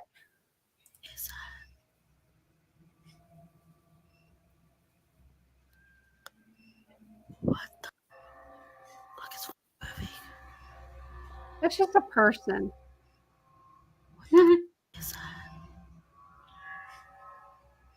Who else is in your home? Speculation arises. The viewers believe it could possibly be a girl in a dress. They appear dressed in the attire of their era, reflecting their time of existence. Legends ponder whether they yearn for comfort or aid. In the tranquil river safari of Chobe, a dramatic shift occurred. A bunch of sightseers ventured too near an elephant, unintentionally provoking it. This led to a distressing series of events. The scene begins with a boat full of tourists approaching a partially submerged elephant in the river. Eager to capture memories, they photograph and film the colossal creature. As the boat unconsciously drifts closer, the elephant grows uneasy and upset. Then something terrifying happens. With a powerful charge, the immense animal confronts the group.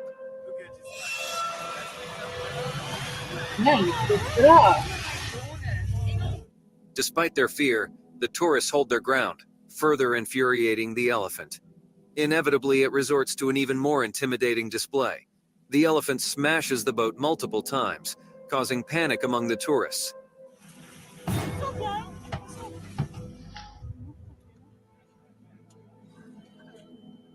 If something happens, just stay on the boat.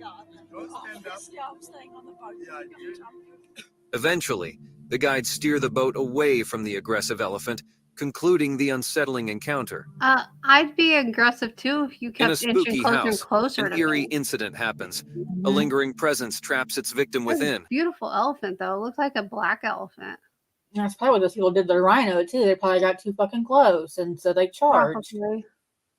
Or they threw something in its direction to get it to turn its head or something to get a picture. Yeah. They probably hit it with rocks or some shit. Like, hey, look over here. Yeah. And then they looked with their fucking speed. Yep. All right, let's see what's creepy about this one. The YouTube channel, The Beach House, unveils a disturbing tale. Pay close attention to the mirror's secrets. Suddenly, a translucent image of a young woman emerges briefly. I don't know. I don't get a weird feeling in this room at all. Do you feel weird, Becca? I actually do feel kind of weird in this room. Yeah? It's that we know what happened here, and we Sure. know the story behind it, and overall, I think it's just pretty creepy. Skeptics claim trickery, Yeah. citing Becca's I'm pretty sure they like edited that in somehow just based off of their way that they're making sure they're lined up with that mirror. Yeah, It's and so- they're also talking about it too. Yeah, Like, we know what happened here, and yada yada Yeah. yada. So fake. I hate family channels. Except for the few that I actually still do. I even still watch any besides everyone says Charles and Allie are a family channel. I disagree, but I don't think I watch any other family channels. Yeah. mirror choreography, stepping in and vanishing while the camera watches. Yet, believers stand firm, convinced of the ghostly apparition's authenticity. Curiosity grips me. I yearn to uncover the house's spectral past. Only then can I provide an enlightened response to this enigma. In the heart of the wild, a safari jeep stumbles upon a majestic tiger. At first, the tiger appears unperturbed by the curious tourists, but as the jeep begins its departure, something intriguing unfolds. Actions like turning away and fleeing can trigger a predator's instincts. This might explain why the tiger abruptly shifts its demeanor, hot on the jeep's trail. The vehicle speeds away, but the predator persists, undeterred.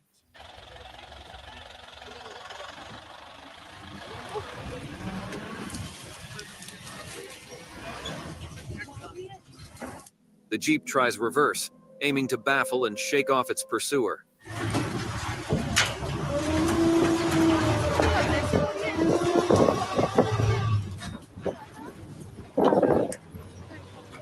The tension builds, but alas, the clip concludes, leaving us in suspense. The fate of the chase hidden. Well, In northern obviously they Botswana, survived. a safari journey unfolds. I mean, you're seeing the clip, so obviously the people didn't die. Seriously. Oh my god. Southward, they venture after a tourist's alarming rendezvous with an unpredictable leopard. The hair-raising tale begins with a man capturing the leopard's approach. Step by step, it edges closer to their truck, where he and his guide sit.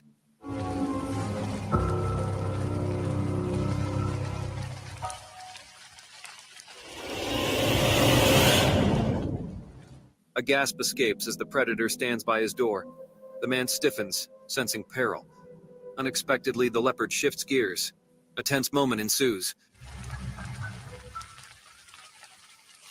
Ow. That kind of hurt.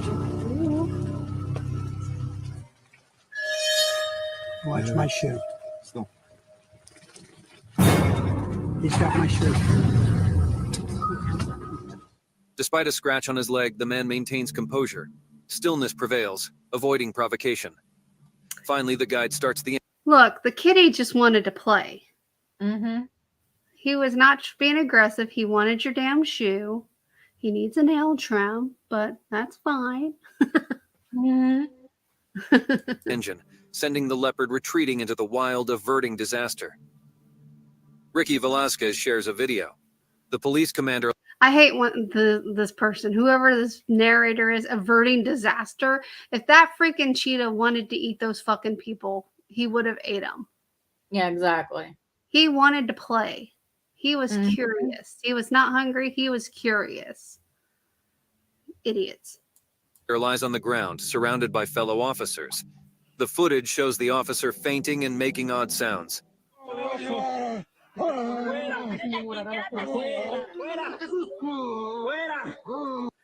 My guess is he's having a seizure. Mm-hmm. If you... This video is stupid. That's all I'm going to say. I think we need to look into something else because this video is stupid. He just falls. He faints and falls to the ground and starts making noises. Oh my God. Stupid.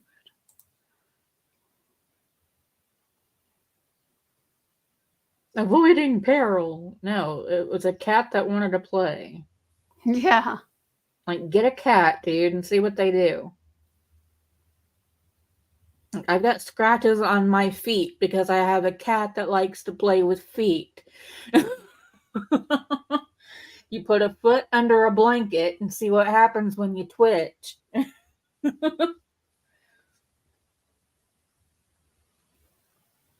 Don't watch alone. Oh no. Oh, a bunch of stupid shit.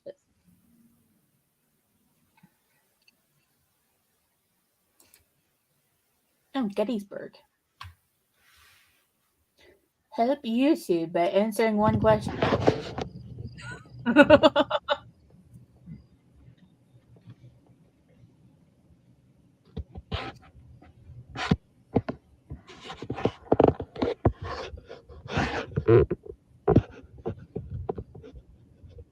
I'd like to go to Gettysburg sometime. That'd be fun. Yeah.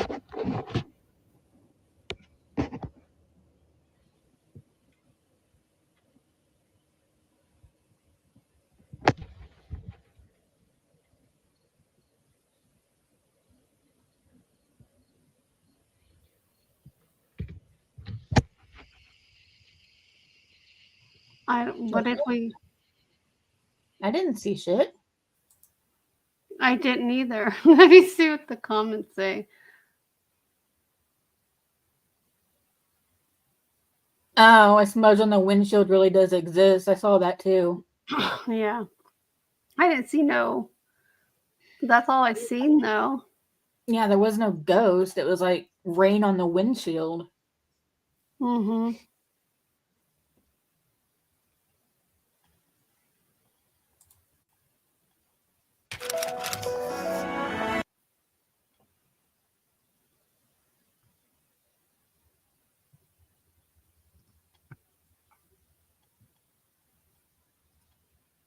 $5 million trees planted.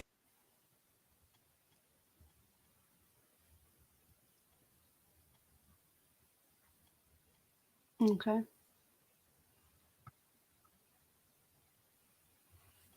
Okay.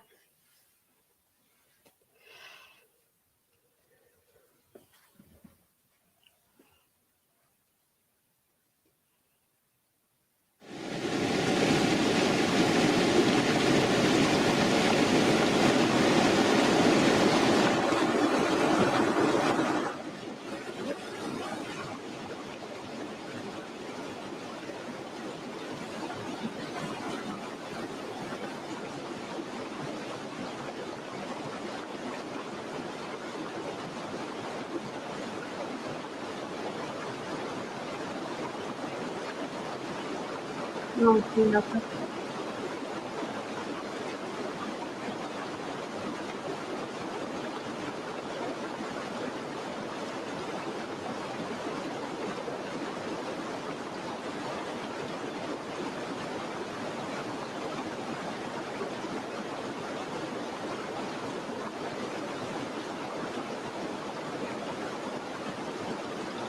I see it. What? I see it. Where?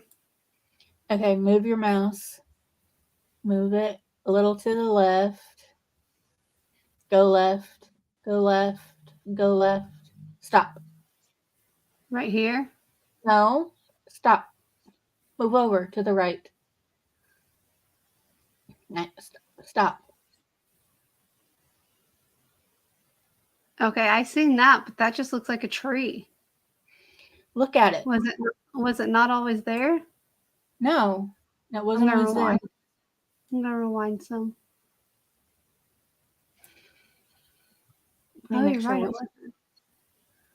You're right. It wasn't always there. Right in here.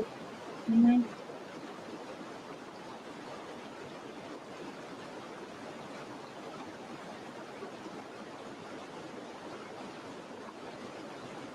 It gets brighter.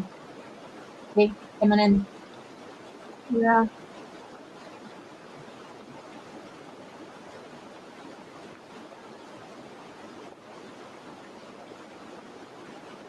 Blends in with the tree. And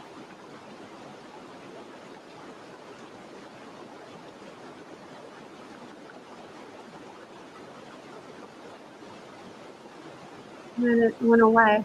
Yeah, now it's fading away.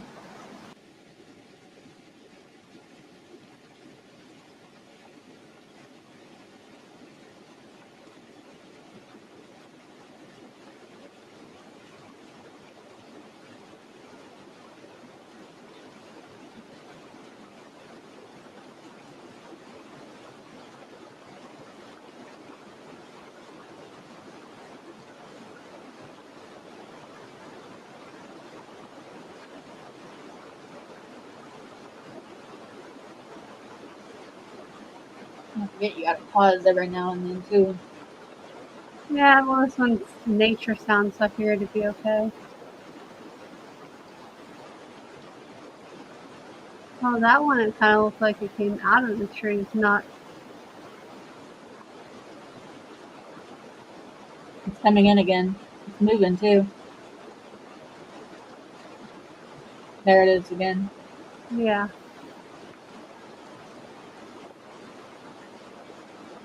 I almost wonder if they put it there because it's moving a little bit. How would they have gotten it to appear and disappear, though? I don't know. Like photoshopping it in. Oh, they just replayed the video and put it back. Right. It was a short. Well, it was 3 minutes, but. I don't know, like just faded it in and then faded it out, but it was like swishing it to dress and shit. Yeah. The hell? Gotta watch this now. Did you see the arm on that dude? No. I think I was looking at the other one. Some security cameras were created to protect us. Their existence in our homes prevents terrible things from happening to us. That's how it should be. Yet some situations have no respect for these things, and the camera's only use is to witness the most terrible and inexplicable events you can imagine. Stay with me because you're about to see what I consider the best evidence of the existence. We'll see. We'll see the best evidence of existence. I mean, because right here, it looks stupid. So I don't think it's the best by far. Of the Reaper, videos where completely inexplicable events occur. And also, we will determine the veracity of a video that many of you have recently sent to me. My name is Leonore Clay, and this is The Darkest Secret. Today we present 5 spectacular videos of ghosts People shouldn't be allowed to use spooktacular. We're the only ones that should be using spooktacular. Just kidding. captured by security cameras. Number 5.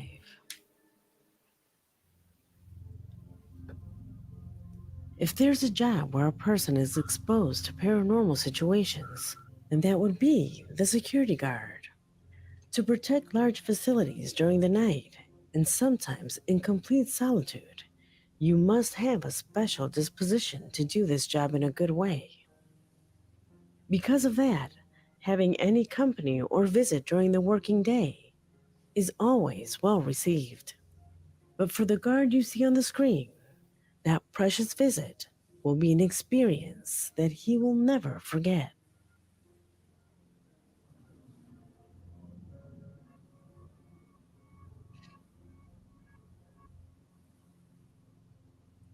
All right, hold on.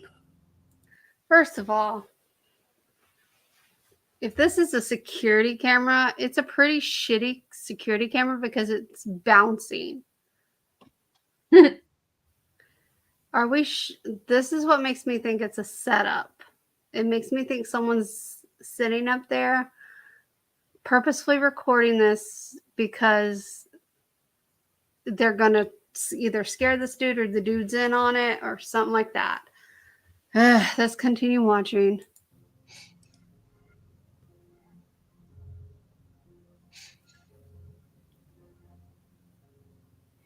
Yeah, because he was already looking around like to start off with. Yeah. It looks like it's handheld.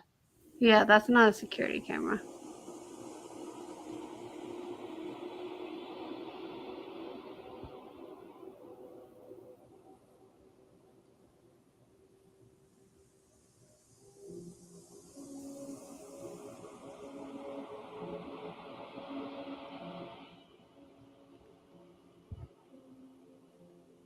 Who are they talking to? This video came into my possession because the security guard on the following day asked why hadn't he been told that a new employee would come, to which everyone looked at each other confused, since no one was hired to keep him company on his shift. Still, the guard assures that he spent a few minutes chatting with what he believed was a new worker. However, the camera installed in the area shows that he was always alone. The camera was not installed. But do you notice those little details? If you look closely, when the guard greets with a fist bump and moves the chair, mysterious shadows can be seen in the image. Can you see them? Could it be a coincidence? Or could those shadows be the ones that would show that this man is telling the truth? Tell me what you think. Number 4. All right, let me tell you what I think. I think that it's fake. Yeah, fake as fuck. Yeah, for one, that is not a security camera. If it's bouncing too much, it's obviously not a security camera. Out and everything else. Right, security cameras, yes, they can zoom in and out from a station, but it wouldn't be bouncy like that. It had a different angle at first too. Yeah, so this is not real. No. Plus, he's moving the chair around too much. Right. Like it had the dude in it, and then it didn't have the dude in it, and so he's like moving the chair around with the dude in it and claiming that there's someone in it, but he's moving the chair around with the dude in it. Yeah. So it's like, what the fuck, dude? Stupid. This is the two-faced better than sex mask. Well, you know what? You know what? According to the Shane Dawson conspiracy theory, The trial size version is better than the full size version.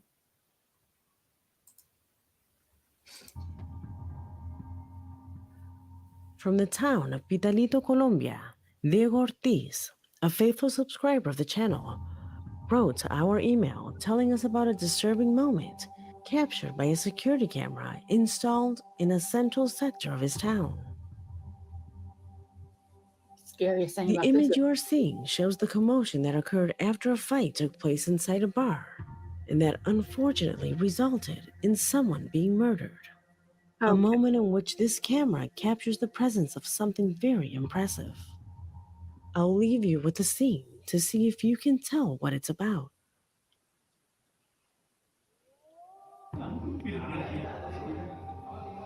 Ahí dijo que hay que ir a mirar si eso tiene un balcón de balcón. Dijo que no, porque si hay un balcón le sacarían no solo este cuerpo, pero saca todo el cuerpo. Sí. Mira, ahí vuelve y entra. Ahí se le entró. Y por aquí sacan el mano y lo montan en una moto. Uy, se fue otra vez. Ya ahí ya no sale más.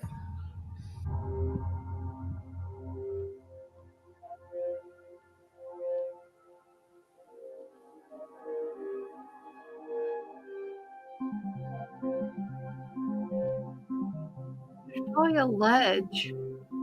Yeah.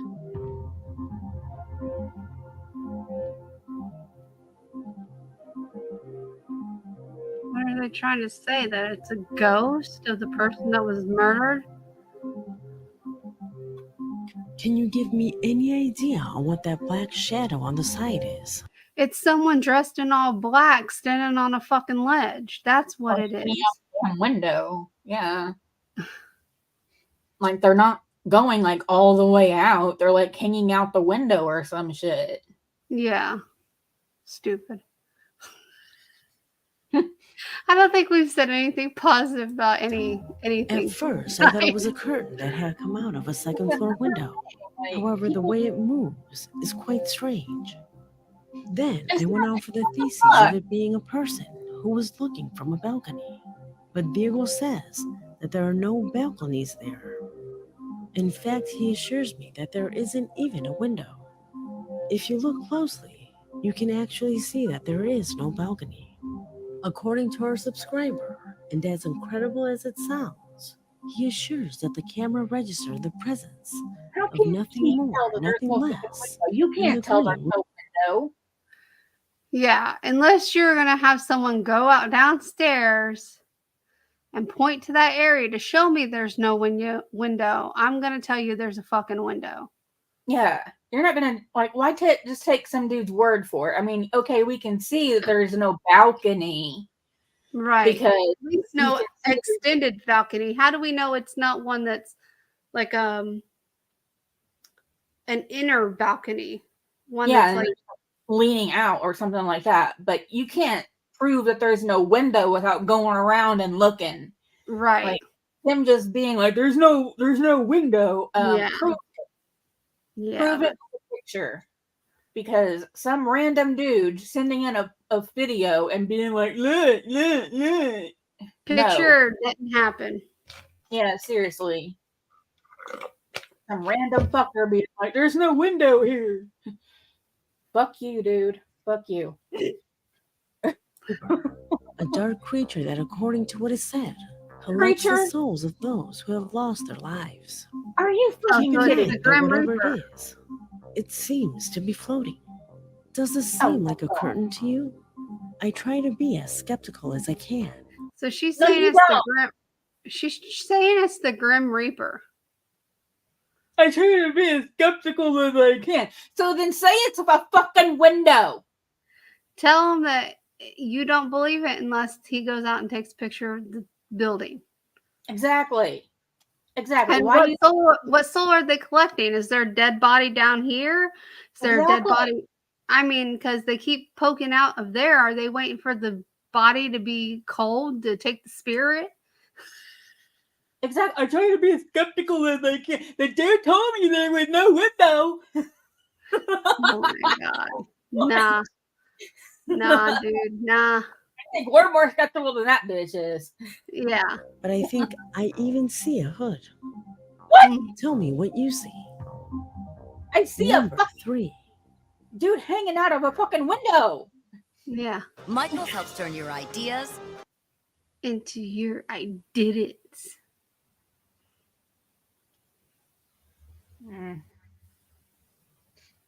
That reminds me, I need to start doing my crafts again. And that's what I got out of that.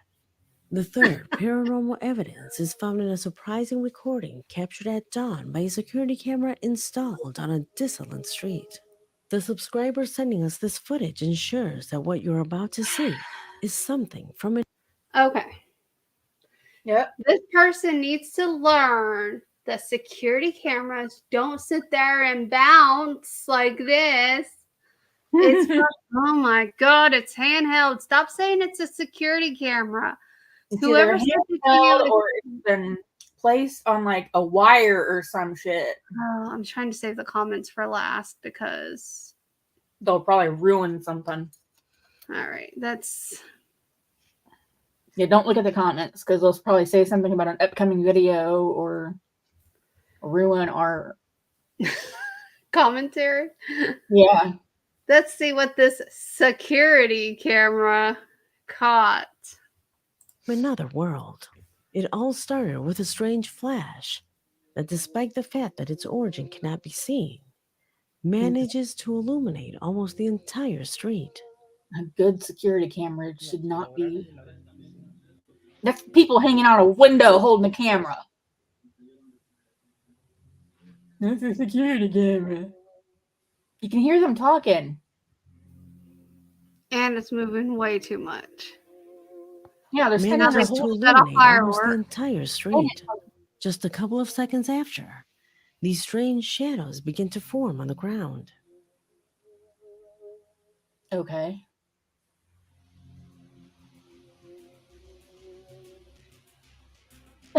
Yeah, okay, you know what that is? That's people with a zip line of sheep.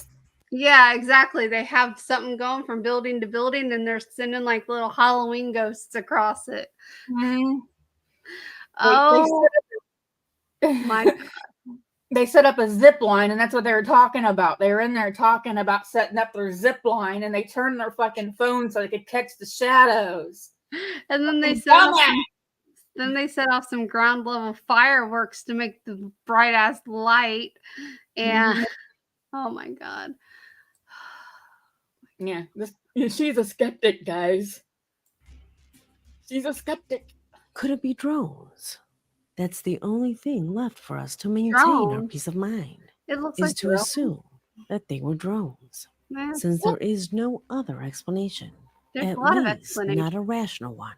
However, doesn't the flash seem like a strange coincidence to you? No, it looks like a ground What level could those firework shadows being belong set to? off. Leave it in the comments. We will. Number 2. Fucking dumbass. Rogelio from Aguascalientes, Mexico, is the subscriber who sent me an incredible clip that, according to him, has his entire family in fear. Oh my God. I don't know if what you're about to see is really paranormal or not. What I can guarantee you is that it is absolutely real. In his email, he says that his godfather had just rented a property to be able to sell his products.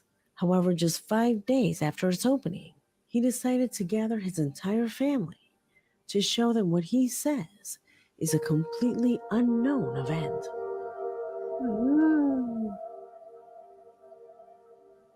Okay, that's security footage. Yes, that's actual security footage.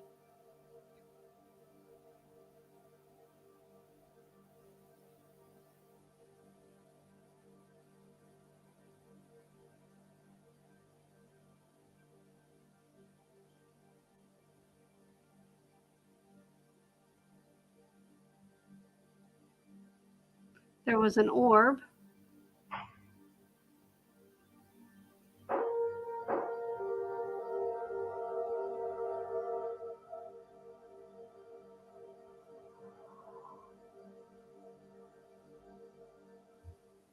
Rogelio indicates that at that moment, everything was closed.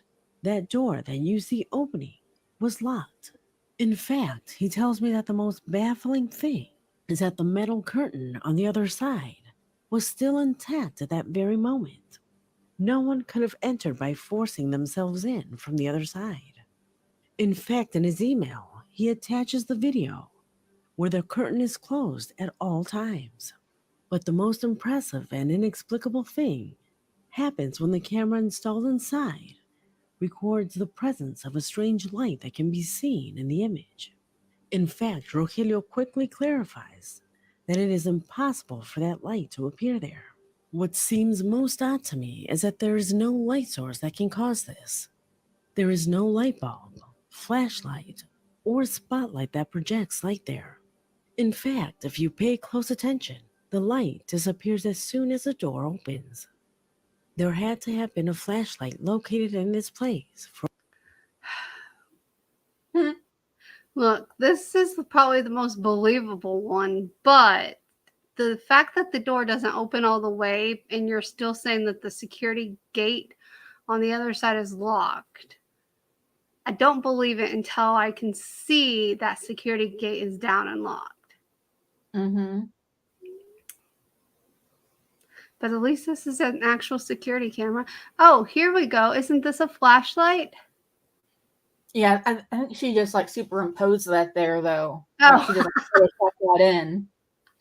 Oh, okay. For a light that size to be projected there. Does it seem showing. normal to you? Can you find an explanation for it? Let me know what you think. I think that there's no proof that those gates weren't open, so I can't tell you for sure if that's just not a light someone shining into it and breaking into the place. So, Number 1.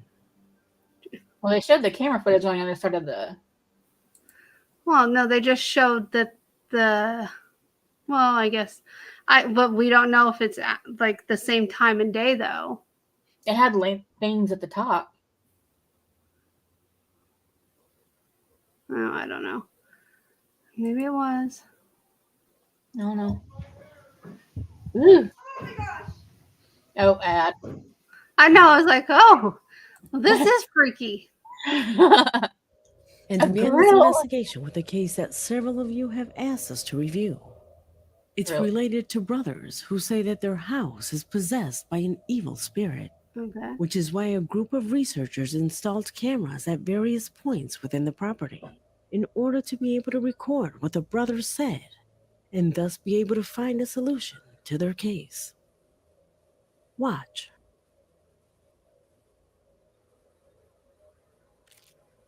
Oh. That looks like camera tricks.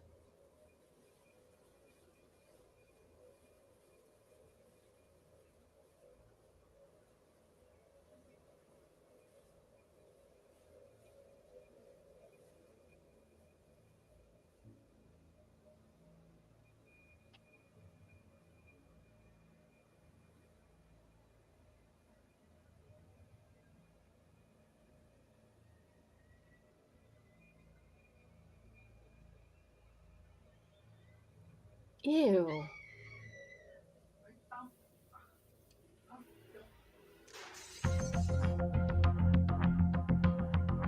Without a doubt that these sequences of demonic possessions that could perfectly be part of a horror movie. I never heard of a Stretch Armstrong demon. No. All right. Yeah, let's read some comments. I believe that video 1 is real. I experienced this as a security officer myself.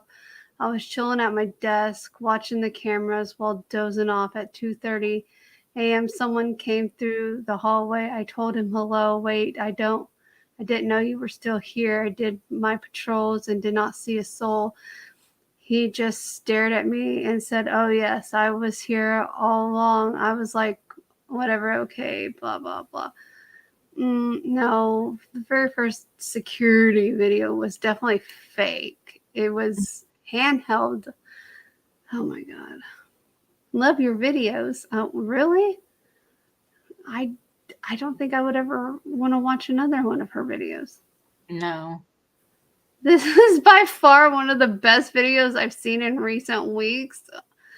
Dude, watch better videos. I've seen better paranormal crap than this.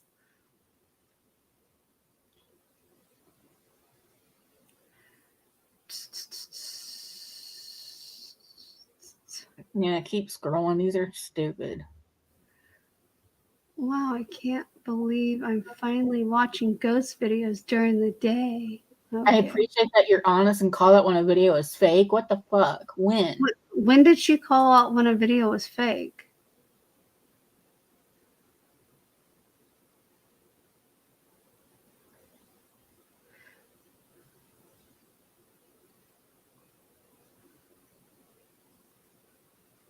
They're all fake.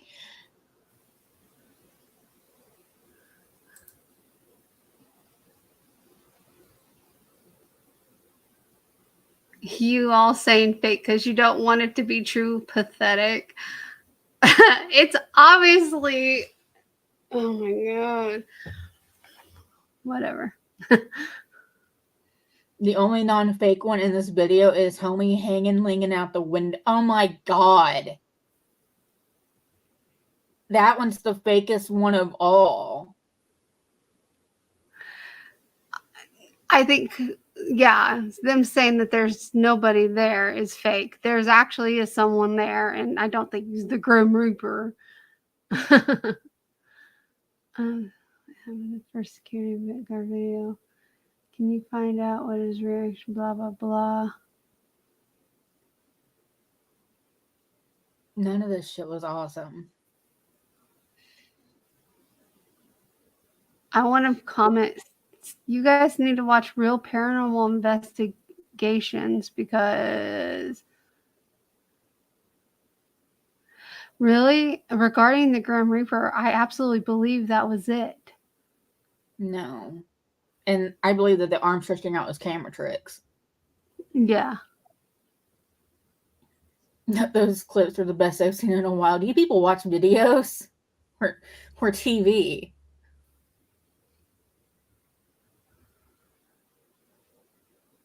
The first one was not fucking creepy. None of these were creepy. I mean, the last one was a little creepy, but it's camera tricks. It's not real. Yeah. So. It's like, no demon is going to possess someone and go tickle someone's feet. Right. And even if a demon possessed someone, they couldn't change the person's like body elasticity. Because they're just possessing that person. They're not changing that person. And you know what I mean? Yeah. They're not changing their yeah, I don't know, anatomy. And things like that. The bones will break and shit. Like even supernatural, like the bones would break. Yeah. You know? So it's like a bone will become elastic just because of demons in there, the bones would break.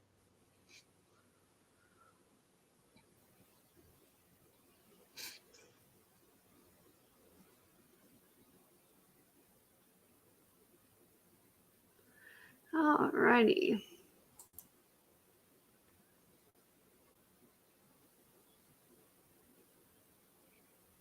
So it's like, you can't turn someone to rubber just because you're possessed by a fucking demon. It's like, if you've never seen it happen in a possession, you're not going to suddenly see it like that. So I don't know why they came up with that as their thing. Like, I can become Go-Go Gadget. No, you fucking can't. I'm a time traveler from the year 2345. I'm so sorry for what's coming. Yeah, well. Whatever. What bar are you going here? Do what? Like, we're sorry that this is the time that you chose to come into. Yeah. Let's see. What is this? This is your little guy. Have you ever seen anything like this before? Yeah. Only people in the wedding party world. All right. These are true stories based on submissions from the BuzzFeed Unsolved Network audience. These are their encounters. Well, before we get into this, I'm gonna go grab a drink. Okay.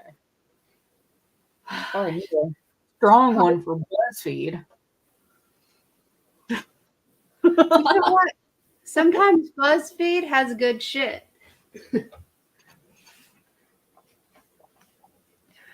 Oh, you like my Temu? It's technically a bathing suit cover up, but I said it's whatever. It's a moo.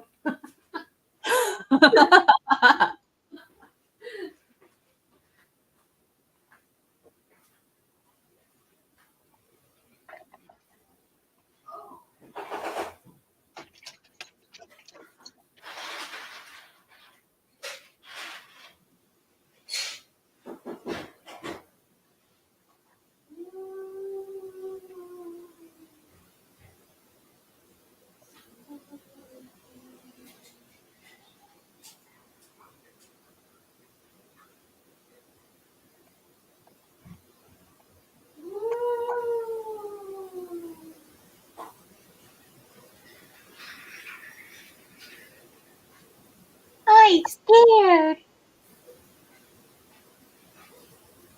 I want to suck your blood. What? Were you scared? Yeah. I heard go. I mean, Stitch is so scared. Look at him just quivering in his bed. You can't even see him. It's so dark in here. Oh no. All right. Mr. These is coming. These are true stories, yo. True stories. These are their encounters. Oh, yes. Okay, so I guess that would mean true stories. Yeah. Not made up at all. As Jonathan would say, yeah, bruh. Yeah. Yeah, bruh. Totally not made up. All right. Submission 1 is by Shane R. Totally not in belt. One night when I was in 7th grade, I had 2 friends sleeping over, and we were in my basement. My brother, who was around 7 at the time, had bought himself a new Furby and got bored of it after a few weeks. Then it sat untouched in the basement closet. As you may know, Furbies sometimes begin to talk when they are moved, yet they only speak gibberish, not English. This night... That's not true. You can teach a Furby English. Mm-hmm. But mine's loud noise. First of all, Furbies are creepy as hell. I used to own one. And I miss mine. I took the batteries out of mine after probably the 3rd day because it started talking at like 3 in the morning and it freaked me the fuck out. So Mine used to sing. Big sound. All right, so it was around 4 a.m. A normal time for Furby possession. So let's hear it. It was around 4 a.m. and we had all the lights out and it was silent. We were laying down to go to bed, and out of nowhere, we hear this Furby's voice say, "Come play with me." And then it laughed. At the time, I didn't know it didn't speak English. What the fuck? Furbies laugh? Yeah, they could laugh. I mean, like, I've heard them go, mine used to go, eh, eh, eh, eh. But it wasn't going. No, they didn't laugh like that. So we wrote it off and went to bed. To my horror, in the morning when I checked on it, not only does it not speak English, it also had no batteries. Ooh. That is freaky. I was a freshman in college in the Philippines. It was late at night, and my friends and I were on our way home after watching a play at one of the campus theaters. As we were nearing the College of Education building, I looked up to the sky and saw a woman jump from the topmost floor. I told my friends, and we ran over to the front lawn of the building to help the woman. But when we got there, she was gone. The guard came rushing over to us because I was so loud about it. My friends didn't see her because I was the only one who felt the urge to look up. The guard helped calm me down from nearest area, then told me that I must have seen the ghost of a woman who had jumped to her death from that building years ago, because it was the anniversary of her death. You know what? You hear about that all the time now at colleges and stuff. You do, but I'm going to turn the lights on. Just because it's getting to be too much. Because all of the lights literally went out. Even the pumpkin went out.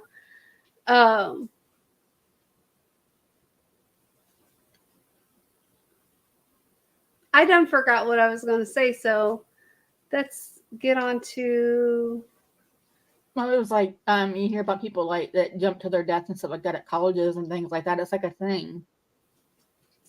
Well, it can be urban legends and things like that, but it's also true. You know, it's like you go to a college and stuff like that, and you hear about stuff like that. Yeah. So it's not uncommon to hear that you're at a dorm room or something like that, and you hear stories about the person that like killed themselves the year before. Right. You know, so it's not an uncommon thing. But like the colleges I went to, I never heard any stories like that. But it's like stuff like that does happen. Okay, you can go. No, but hey, pause it again. In 2000, we should pause after each one and talk about them, and that'll be pausing time. Yeah. All right, so son of a jumping ass bitch.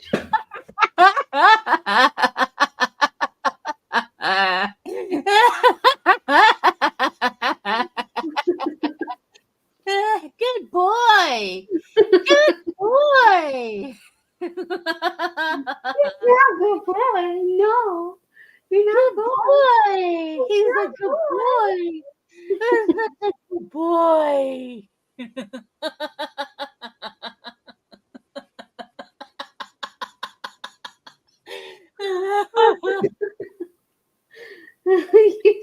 You scared me.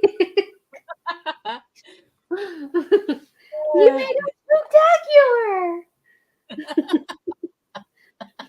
He said, "Thanks, Spare. My job is done." No, we're gonna have to get off. Yeah, we're gonna have to get off subject for a minute. I'm gonna send you this TikTok that Justin sent me. Now you need a clean pair of pants. To spare some level of effect.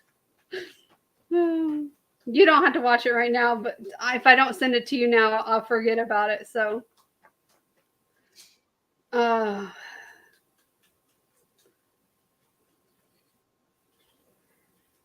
Justin sent this to me, and I was like, "Ain't that the truth?" Anyway, it's about the dog, so you don't have to watch it now. But anyway, woo, okay. 15. I went on a trip to DC for the 4th of July with my family. This was our second trip to DC, so we decided to take the last day of our trip, the 4th of July, to go visit Mount Vernon, George Washington's estate in Virginia. It was the middle of the day, scorching hot, and there was absolutely no air conditioning in the house, aside from a few fans placed sparingly. I'm a huge history buff, so I was very excited about touring the home and knew a lot about George Washington and his estate previously. So I knew that he passed away in his bedroom in 1799, but that's definitely not what I was thinking about when our tour guide led our group upstairs to see said bedroom. His bedroom had a lot of really delicate artifacts in it, so we weren't allowed to go inside, and there were little plastic barriers preventing us from doing so, but you could stick your head into the room and look around. For some reason, I was the only one in the group who decided to take a look.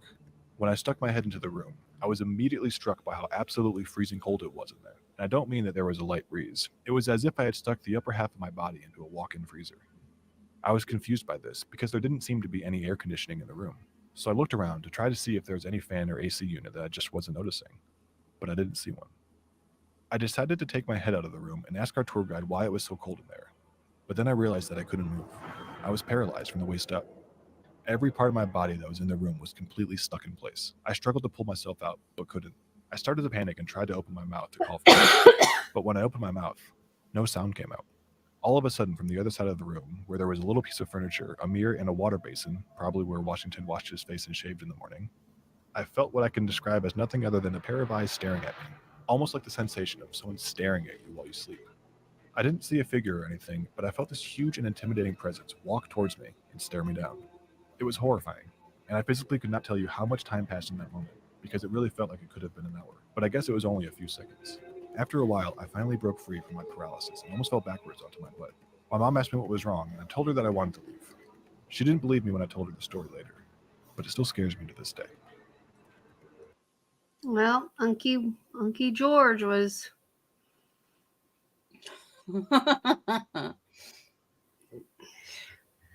He must. I don't know. I mean, jeez. I What mean, the if he could be like a descendant down the family line, maybe, and reacted to him, or maybe he's a descendant of someone who fought against him. That's possible too.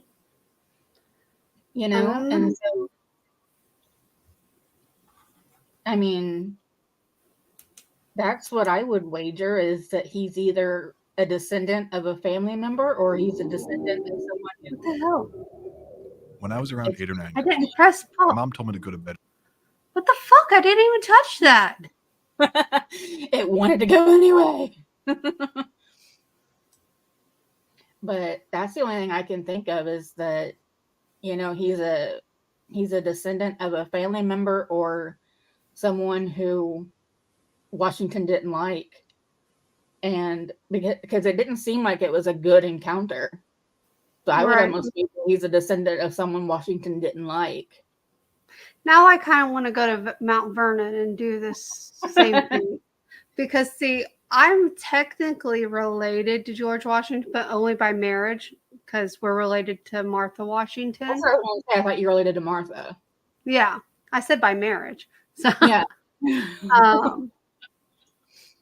But I wonder if, like, if he had a good relationship with his wife, so her descendants would be okay in his book, or if they had a rocky marriage that no one knew about and he's like piss off bugger. So it just would. Now I want to go to Mount Vernon. It'd be something to look into. Yeah. If you went, I would want to go just for that reason alone. You know, to see if I get paralyzed. Just to see if there's any kind of reaction to it. Yeah. Because that would, like, that's the only thing I could think of, is that, you know, he has some sort of, you know, like, if that really did happen, and it would be something like that, where Washington, you know, because it doesn't sound like a good thing. So it seems like he was probably on the side that was against Washington or fought against Washington at some time. And so he's a relation to someone that Washington really did not have a good relationship with. Yeah. And so that's what that seems like, because I would imagine that if he was a descendant of Washington, then he probably would have had a good encounter, you know, and it probably would have felt good, you know, like, even it probably wouldn't have scared the living shit out of him. It probably would have been, you know, even if it was something, you know, like, he probably would have came to him and it would have been one of those, like, calming experiences that most people experience. Yeah. Because it would have been like a family member coming to him, but that was scary and traumatizing. So I would imagine that was not good. Yeah. So I can agree with that. Yeah. All right. We can go. When I was around 8 or 9 years old, my mom told me to go to bed early on a summer night. So I threw a fit and began screaming at my mom, "I hate you." My mom always told me never to go to bed angry, because the devil can possess you and steal you. After slamming my bedroom door shut, I turned off the lights and laid down. It was near midnight, and I was still angry. Suddenly, I heard tapping by my door. I had chills run up my arms. Then I heard a voice call to me. It sounded like my brother's voice, but he was calling me a nickname my mom used for me. I figured it was my brother, so I started yelling at him to go away. The voice taunted me with the nickname until my mom ran into the room and turned on the lights. "What are you yelling at?" I sat up and noticed she was the only person in my room. I told her my brother came into my room and started calling my name. She looked pale. "Your brother is sound asleep in my room." It was exactly 12 a.m. on the clock when my mom walked into my room, and it was freezing even though my window was closed and the AC was turned off. There was something in my room that night. And to this day, nobody in my family understands what happened. All I know is that I'll never go to bed angry ever again. It was your mom. The sound of your voice, because You told her that you hated her and went to bed angry after she told you should never go to bed angry because the devil's gonna get you. And you went to bed angry, and so she's like, I'm gonna fuck with this little fucker. And that's what happened. So You shouldn't go to bed angry. The devil would have taken me ages ago. Right? I mean, maybe he did take us and we just don't realize it yet. Maybe this is our perpetual hell. Possibly. I'm just saying. But anyway. Yeah. I don't think I really buy that one. That one seems just kind of whatever. Yeah.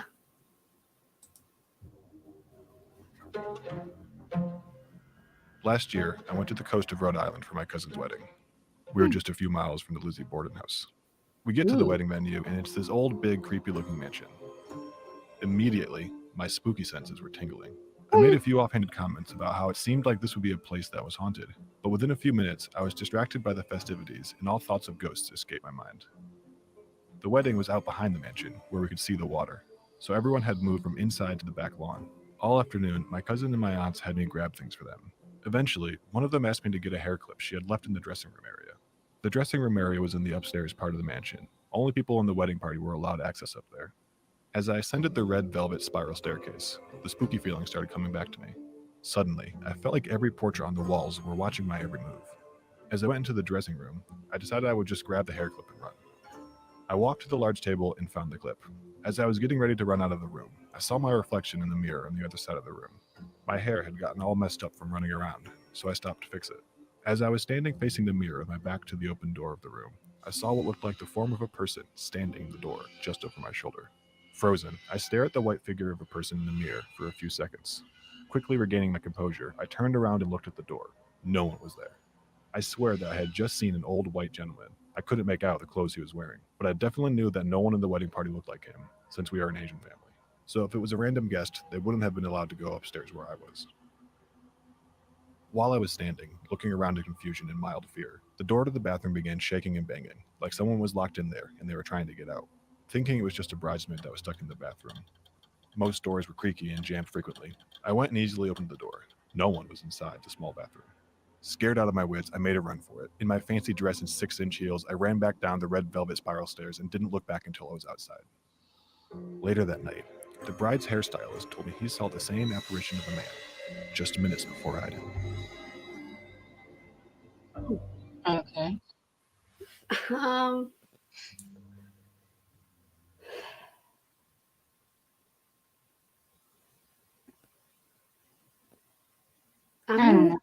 I'm gonna say I believe it. I think it's possible it happened because there's a lot of theories that mirrors show things that you can't see with the naked eye. So I get the Lizzie Borden house too. I mean, well, they're not at the Lizzie Borden house though. They're near. Like if they were close enough to it, then I mean, a lot of shit happened in that area. Yeah. But I wonder which Lizzie Borden house they were at, though. The house that the murders took place in, or the house that she died in. Yeah, because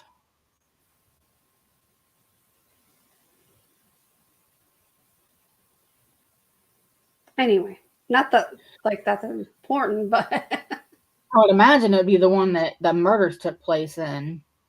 Yeah.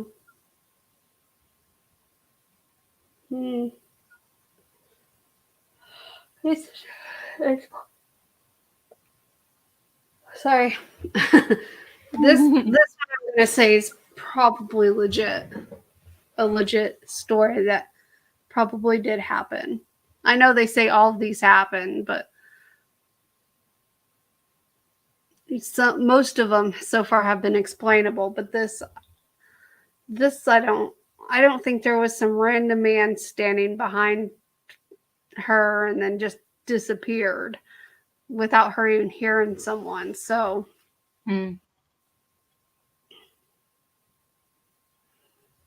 Especially if her whole family's Asian, so it definitely couldn't have been a wedding party person. All right. Any more comments on that one before we continue? No. All right. Several years ago, I was deeply involved in amateur ghost hunting. A friend at the time told me her home was in fact haunted, and I jumped at the chance to tackle the challenge. We first conducted an EVP session in the master bedroom where my friend's grandparents died. After asking questions like, "Do you want us to leave?" and "What are you going to do if we don't leave?" several people in the group immediately began complaining of headaches and stomach pain. I was met with responses like yes and harm. We began hearing noises from the kitchen where we moved to conduct another session, and the room became drastically hot for a January in New York City. And I raised my hands in prayer and began to close my eyes. As I prayed, a member of the group told me my hands were being pulled apart by nothing.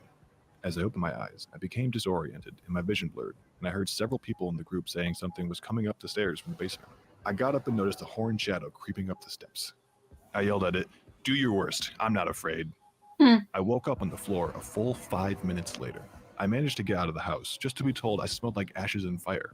I got home to notice what appeared to be a handprint on my ankle, and it was hot to the touch and extremely painful.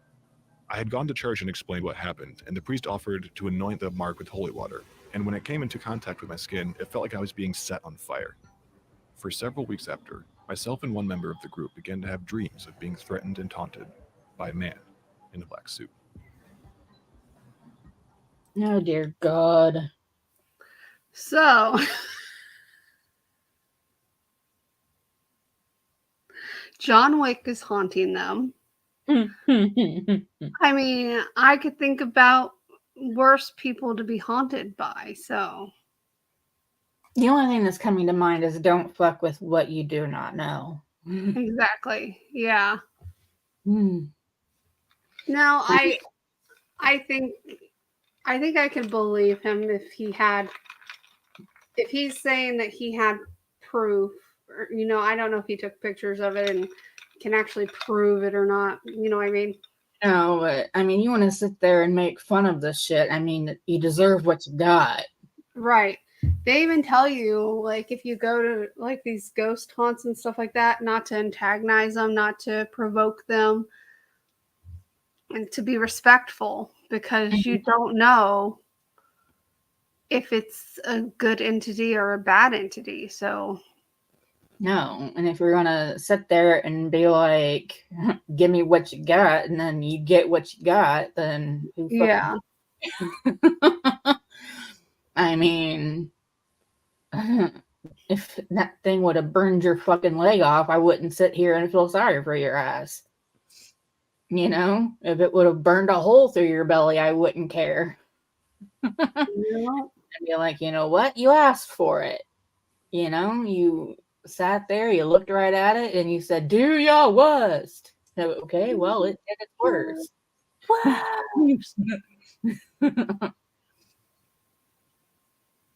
You don't look shit in the eyes and antagonize. So, if that was true, the dude deserved what he got.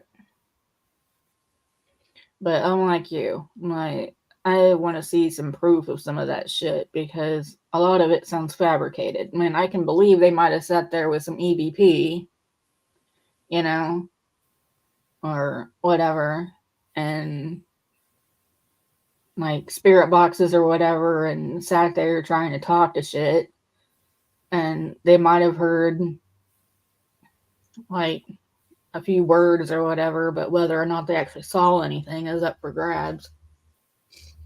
Just like I highly doubt he had a mark on his skin.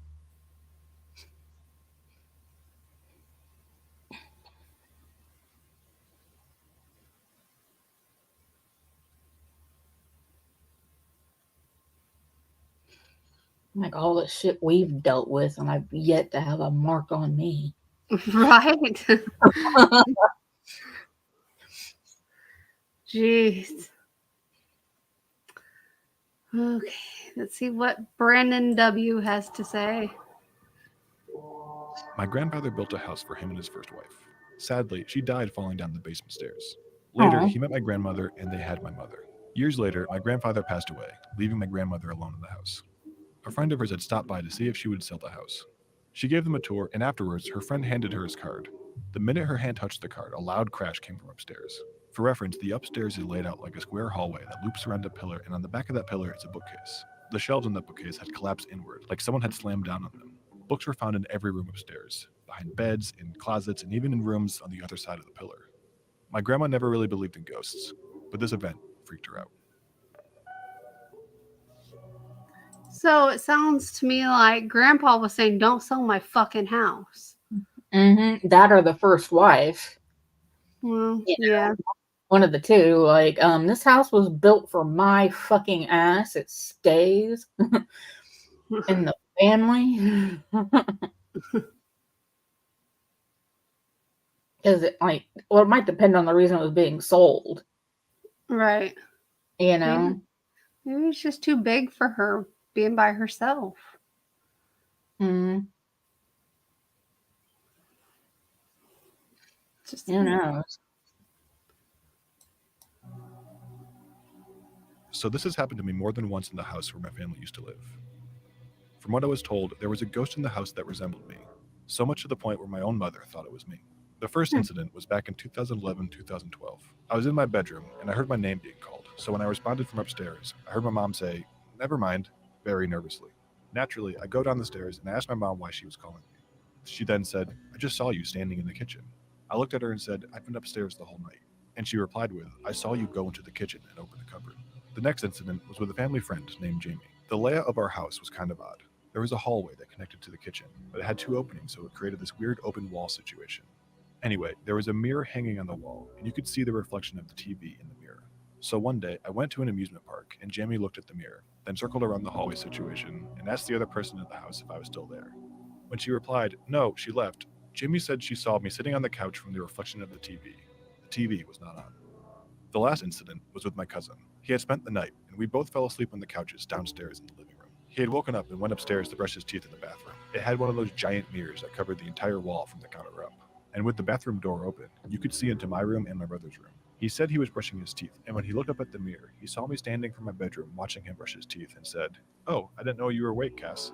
He didn't get a response. Once again, I was asleep downstairs in the living room. The next thing I knew, my cousin was shaking me, telling me to wake up and that he had just saw me standing in my bedroom. We lived there for about 9 years. My room was always the coldest room in the house, especially the closet in my room. It was freezing in there, and we were told it was a portal. I always heard hangers moving around, and I would feel someone or something sitting at the edge of my bed. In the basement, especially if you were alone, you could hear footsteps constantly. I never felt too scared or threatened, but the idea of a ghost looking at me creeped me out.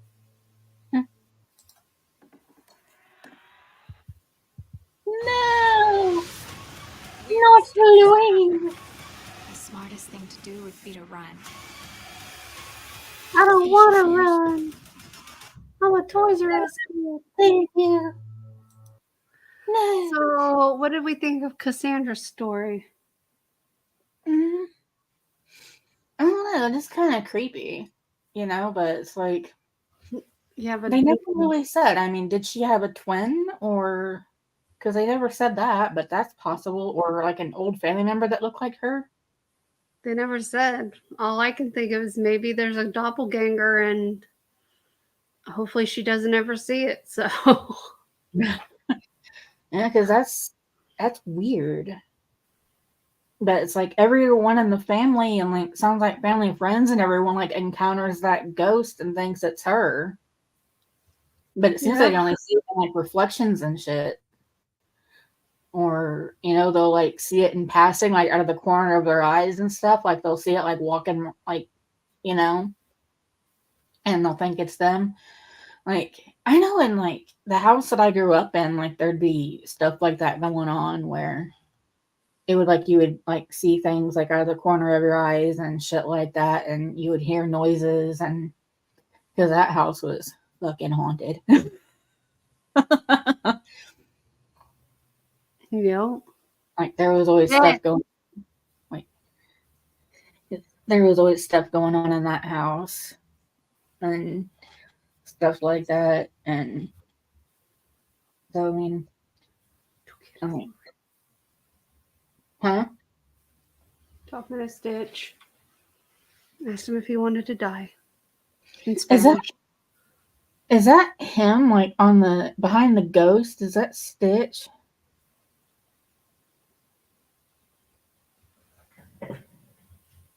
Down here? Like, what's showing up behind the ghost? There's, like, something glowing behind the ghost. Well, now it's stitched. Let me move the microphone. Are you seeing this? I see Stitch's face, but there's something behind the ghost. This? Oh, you can't see me pointing to the... Hold on. There's something brown behind the ghost. It comes and goes. There's something brown, like long and brown behind the ghost. Long and brown? Mm-hmm. You might be seeing the reflection of the TV. Hold on 1 second. Hold on. That's a bug. Let me do this. Okay, it's not Stitch because he's there. But there's something like directly behind the ghost, like at its head. Oh, wow. Inception! That's not going to work. Hold on. Stop sharing.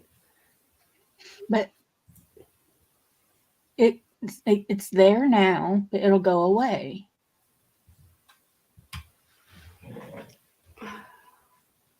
It's going away. It just went away. And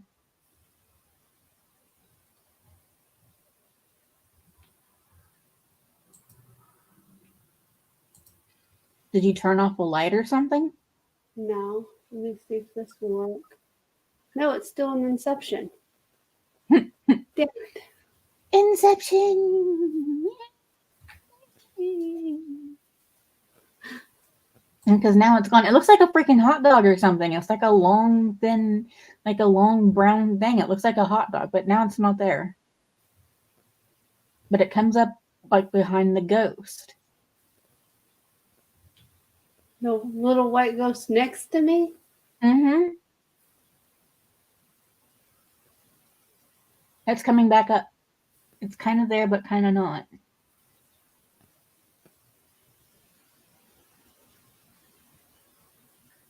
I don't see it. It's not quite there. You can see like where it would be. It's coming back in now. There it is.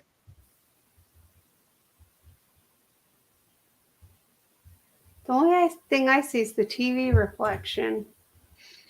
I see that like above, like up where the ghosts are. Are you talking about this right here? Yeah. That's the pool float outside. Okay. And that's what I was wondering if it was like a pool I didn't see it in the camera when the light was orange. Yeah, I don't see it when it's like that. It kind of...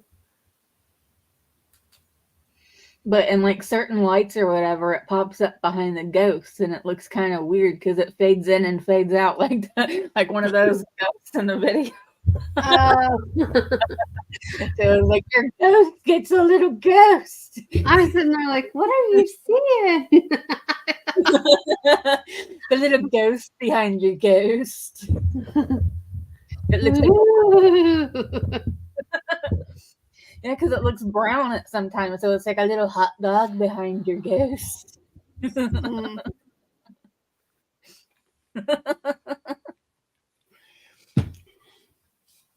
It was weird because I didn't notice it at first, and I looked over and I was like, "What the hell is that?" I was like, "Was that always there?" And then it would go away, and then it would come back. I'm like, "What the hell?" Yeah, that's a pool float. That's what I was wondering if it was. So I was like, "That's weird." And I thought maybe it was from Stitch, and then no, he moved, and I'm like, "Okay, it's not the dog." And we can get this one back. Yeah, like we're talking about little doppelganger girl. You're just trying to scare me. Yeah, I get distracted. It was built in the early 1900s. Oh, lucky When you. it was built, it was intended to be used by a doctor performing checkups and work in his own home. Okay. One room at the front of the house freaks out nearly every visitor who comes by, and my friends growing up always described a strange feeling when walking past the room. Some even run past to avoid it. The house consists of a long hallway where you have to walk past every room before reaching an open space, something that I've been told has been quite claustrophobic and has scared some of my friends who used to visit often. Back in 2015, my then girlfriend explained that she was seeing snakes in one corner of the room and a snarling dog in the other. This was all during the middle of the night. I had experienced what I thought were hallucinations of a lost child and a strange man that I assumed was one of my mother's friends.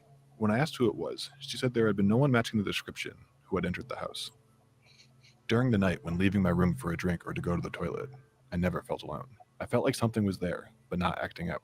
Now, as an adult, I walk into that front room and still feel cold and a sensation that I can only describe as emptiness. To this day, I wonder what kind of patience the original owner had, and if any of them died on the property. 1900s, early 1900s. Doctor experimentation. They died. Trust me. Yeah, there was a doctor doing experiments, dude. Even so, I mean, even if it was a basic why can't I say it? Appendectomy. A lot of people still died back then from those. So they died, dude. They died. Maybe not all of them, but they died. Oh, man. Man, of 13, I was about to say, how many stories are there? Number 10 by Selena.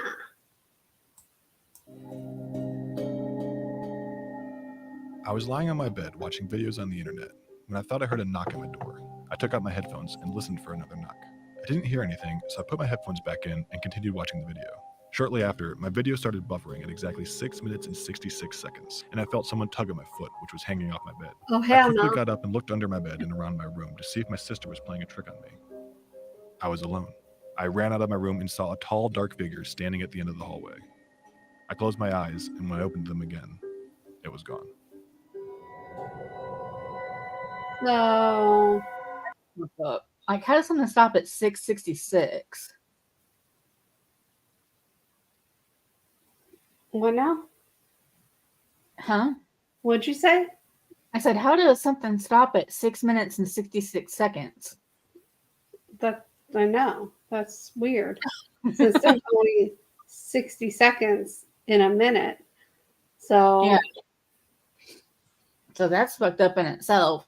And then saying something's grabbing your... I get grabbed here. Like, I get my feet grabbed. Like, sometimes when I'm sleeping, like, I'll have something tugging on my fucking feet, and I get pissed. Because it's not Pesh.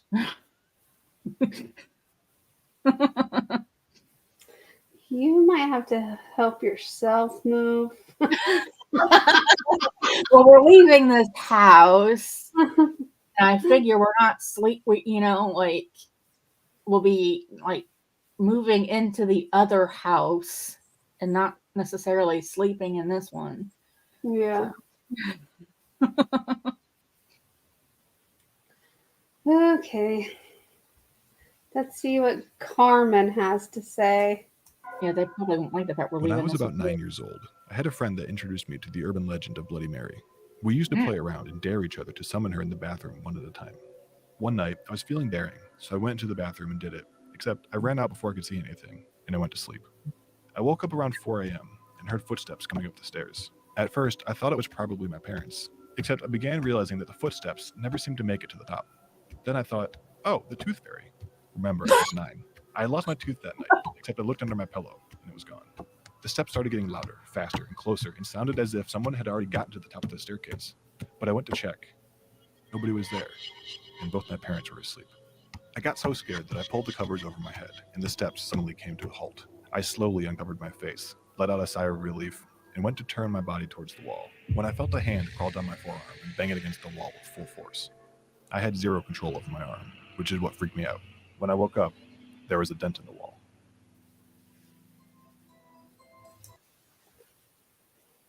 I've had that happen too. Like, where I've hit the wall and shit. Mm-hmm.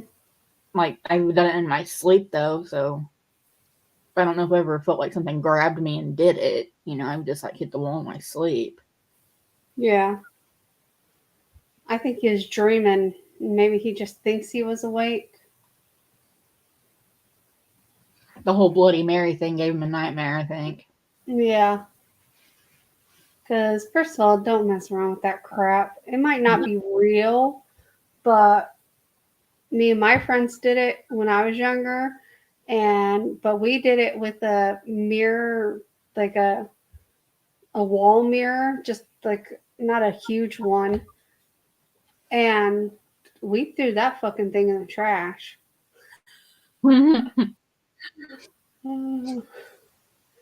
To this day, she probably still haunts me. You'll probably see her. You'll probably see her in this one. Wouldn't that be cool if I could edit while we're live and have her walking through? Oh man! Like, Melissa, what's that behind you? What are you talking about?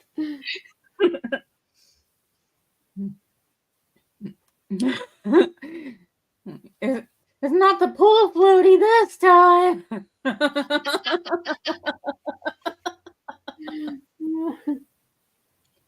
It's Mr. Dumois.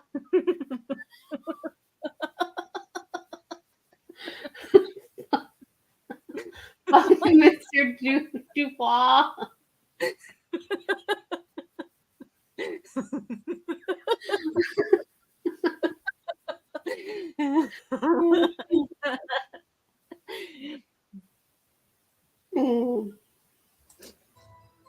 All right, let's see what About 4 years ago, say. I was home alone with my newly 3-year-old daughter. My husband was working late, so I knew I was in charge of bedtime.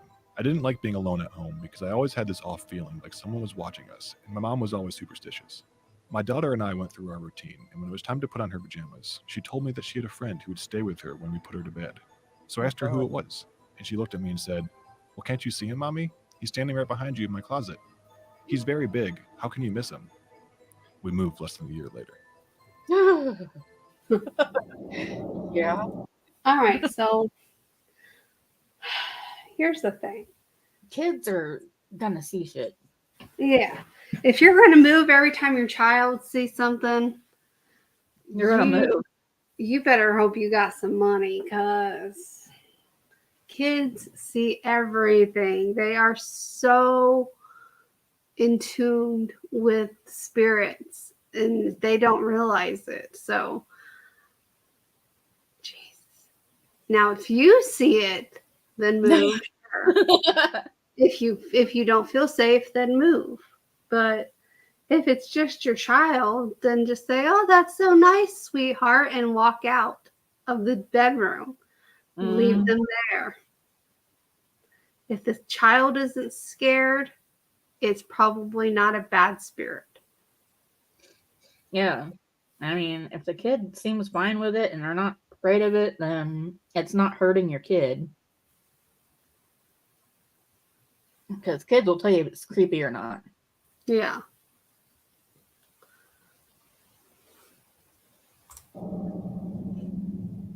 We had just moved to the suburbs from the south side of Chicago, so naturally my family and I were slightly uneasy in a totally new environment. My younger brother, however, was a nervous wreck. He refused to go into the basement or even the stairs leading down to them. No big deal, he was around 5 or 6 at the time, so we chalked it up to the typical kids scared of basement rhetoric. But things did get weird pretty quick. Apparently, I started sleepwalking, something I never did before we moved, and I would stand outside my parents' door in the middle of the night. I would do this a few times a week, even standing right next to my parents' bed, and just stare. My mom would always tell me to go back to bed, and according to her, I even tried to leave the house. I was around 10 or 11. One night, we were eating dinner, and my little brother just loses it, sobbing hysterically and pointing at the door that, you guessed it, opens up to the staircase that leads to the basement. My parents are super concerned, asking him what's wrong, but all he can manage to string together is, "It's staring at me. It's staring at me." A little time passes, and nothing really happens. Things seem to have really calmed down. It was the middle of winter, which is when my birthday is. I was hanging out in my room, and I heard someone singing happy birthday. Weird, because it wasn't my birthday just yet. So I went into the kitchen, expecting to see my parents with a cake. No one was there. I thought that maybe I was just hearing things. I went back into my room, and I heard it again. I started looking around, and I finally found the source of the noise. It was coming from the vents. The vents that all lead to the basement. The last straw for my parents was probably when we couldn't find my younger brother. We looked all over the house. No sign of him. We were all freaking out. Eventually, we would faintly hear someone crying through the vents. He was in the basement. My mom wouldn't let me go into the basement with her. So this is what she told me happened. She said that when she ran down there, she saw a dark shadow, and that it was shaped like a man. Now, my mom is your regular religious immigrant parent. She didn't allow us to bring anything regarding death or the supernatural into the house, because according to her, it would be inviting it into our home. So of course, this freaked her out. She said that she repeatedly told whatever it was to get out and leave her family alone. Apparently, it disappeared after a few moments, and she found my brother. After that, she hung up a few crosses all over the house, and a Virgin de Guadalupe statue. Nothing weird happened since, but we still ended up moving. Moral of the story, don't move to the suburbs.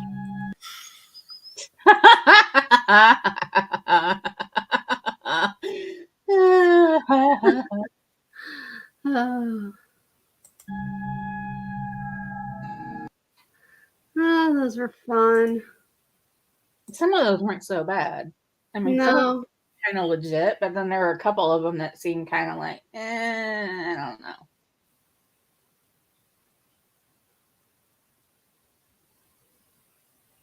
Like, you know, kids having like memories of nightmares that they just like held on to until adulthood or whatever and turned them into like, oh my God, you know what happened when I was a kid? Right.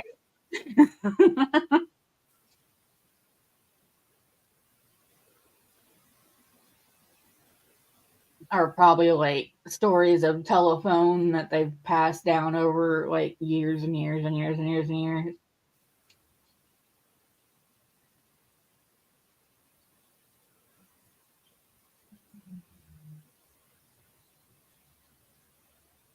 Ghost stories from campfires or whatever. Probably ghost stories from like brownies or Yeah. or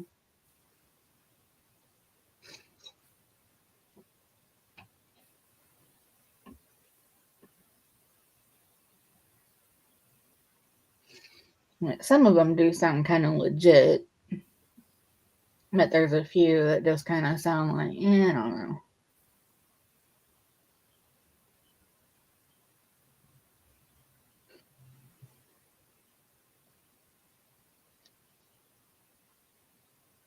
Like that one about like the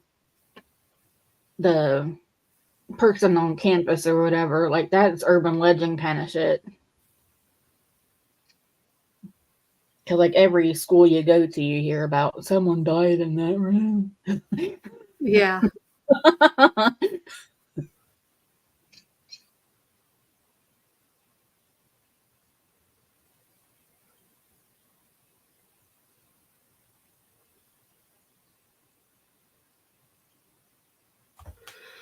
Oh, okay. Ouch. Well, I guess it's that time of the day when we need to figure out the next 4 weeks. So we have, did social media ruin society? What's irritating you right now? TV and movie curses, expectation versus reality, government programs and the reason they suck, ultimate road trip playlist, and try not to react.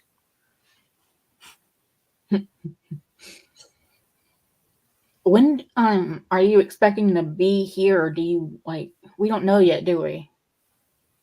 No, because we don't even have a move-in date for you yet. So that's pissing me off. I told you to give them until the 6th and then call them because that'll be after Halloween. Was it the 6th I said? Yeah, the 6th. Yeah, the 2nd's Thursday, so what's the 6th like? Monday. Okay. So they should be able to tell you by then if it's a sheriff situation or not. So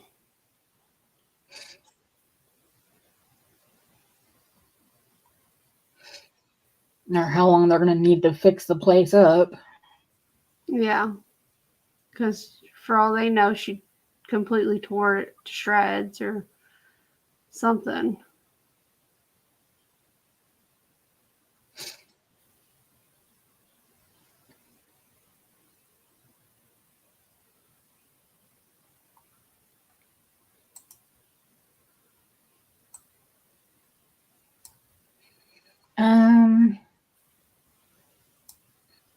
I don't know, maybe the social media one could be next. Hold on, I gotta get it pulled back up. Did social media ruin society? Mm-hmm. Okay, we can do that. Do you want to do that on, I'd say Wednesday or Thursday?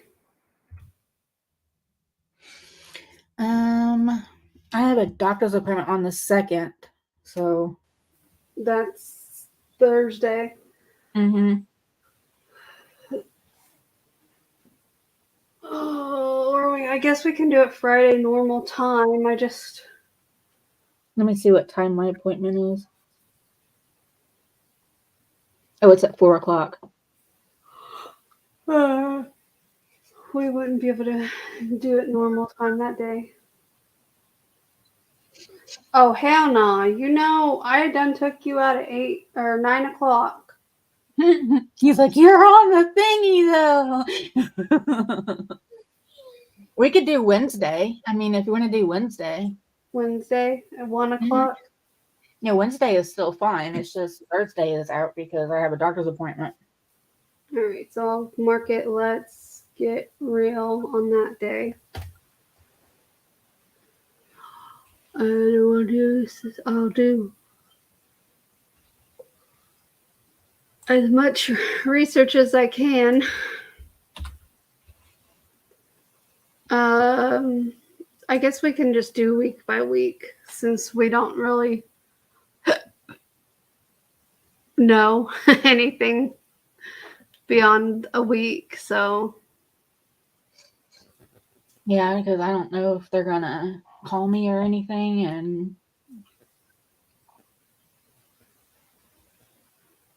and hopefully they don't call you and be like, oh yeah, I can have you in like 3 days, and I'll be like, no, dude, no, dude.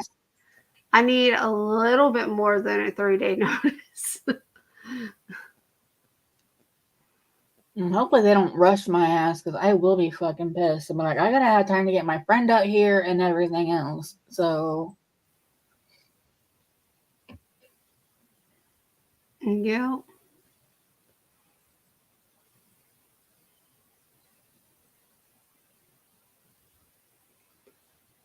Stop it. This is what I deal with on a daily, people. And he knows I won't go out after midnight. So he's on his own. He is on his own until morning because I will not go out after midnight. If I had a fenced-in yard, sure I would. But I can't see anything when it's dark outside. So I don't let him out because, for one, the neighbor across the way, like literally across the way that way, he don't like that dude for some reason. Anytime that dude's out, he does not like that dude.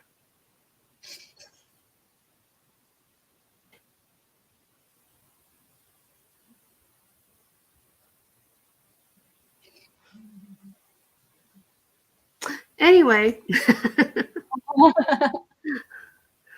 I know it's not that exciting of a day. I'm sorry, but I tried to do research. I really did try to do research on this one, and I blame the show for. there really isn't much you can do, though. I mean,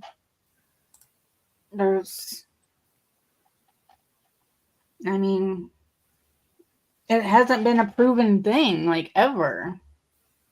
Everything is skeptical.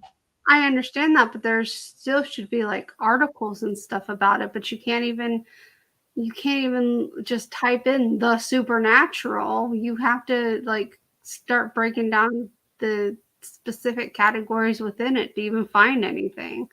Well, even the articles are not really proof. It's just people saying what they, it's like that video we just watched. It's people saying their stories. Like that, and then it's like, does it sound legit or not? And in some cases, it sounds legit. And then there's other ones where it sounds like they're talking out of their ass. Yeah.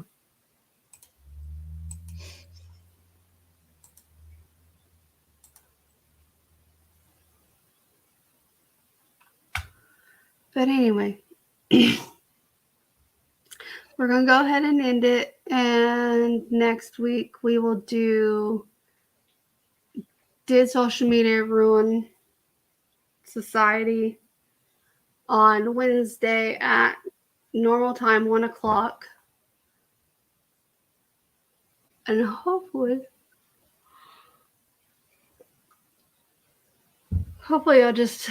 maybe I'll feel better by then. Who knows? Maybe. I doubt it. I think I'm just on a perpetual crap feeling journey. Because I'm like so exhausted. I wasn't even really tired until like I've been exhausted all day, but like tired wise, I haven't been tired until probably 20 minutes ago. And now I'm just like fading. Well, it is like almost 1 a.m. for you. Yeah. So. Oh my goodness. Have you seen that ghost again? No. No, I'm not seeing. Well, I am seeing your little pool thing. But I got like lady issues.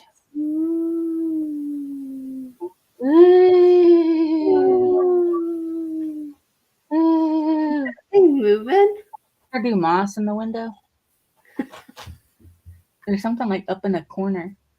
What? Oh, that's the cord for an outlet cord. Okay. Like Mr. Dumas is here. Mr. Dumas. It was Doofus. Oh, Mr. Dufois. Not Dumas. Doofus. Yeah. It was Mr. Dufois. Nah, I'm sticking with Doofus. Oh, I'm making it fancy.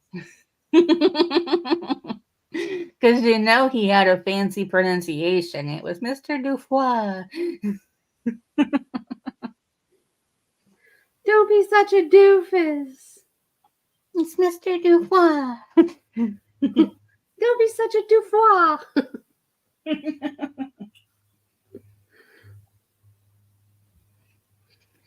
Oh my god. I wasn't cramping until like just now.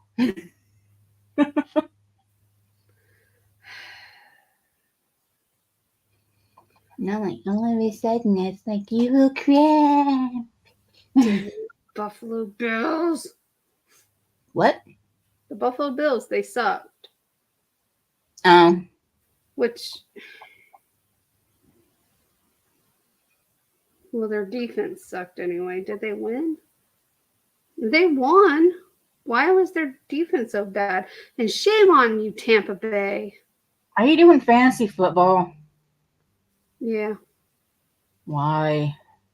Because I didn't have anything better to do with my life. My team name literally is I don't know feetball.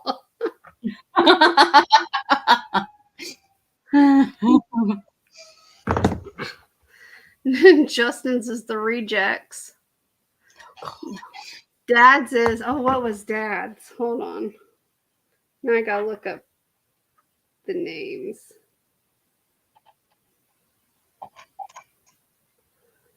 Oh,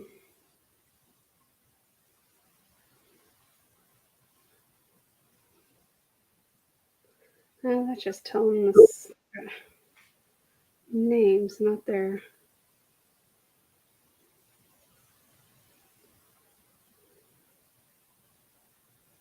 How Do I? Oh, here we go. Brandon is Chief Vision Officer. Winston is Team Schwams or whatever. I don't think you remember Winston. Yeah, I do. Okay. Nick's wife Elle, her team name is Kristen's best friend. Nick's name on here is Kristen's boss. I don't know who Kristen is, so don't ask. And then there's somebody, I don't know who it is. Their name is Team Everyone Loves Me. Okay. Robbie's is Chester's Hot Fries. Shelly, Winston's wife is Too Legit to Quit. And Dad's is Dad's Dingbats.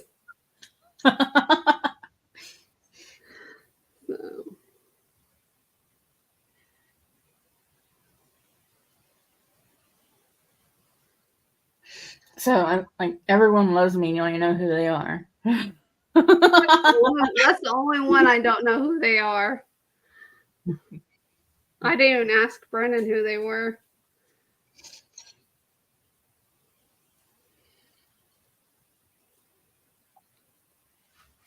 Brennan had a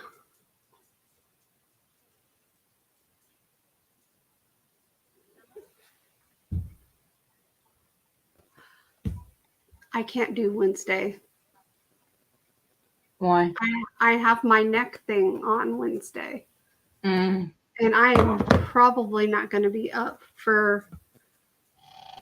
We'll just do Friday. Okay. Let's just keep it normal. I forgot all about my neck thing on Wednesday until I seen that voicemail. So I will go to.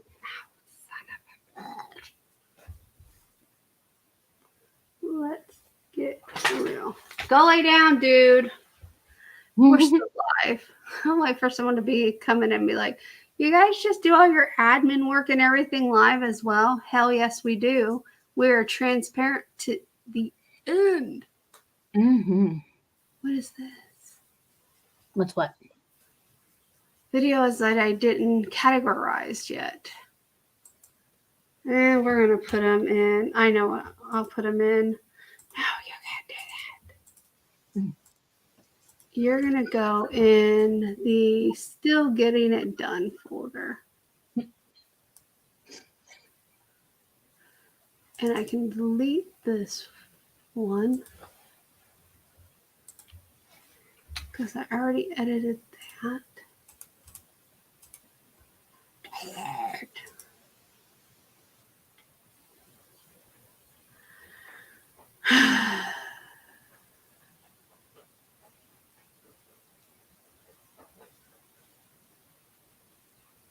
I'm going to be right back. Okay. Yeah.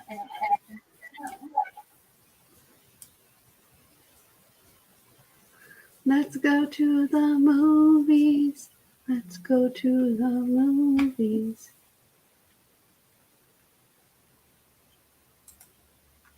I wonder. Let's do file, new project.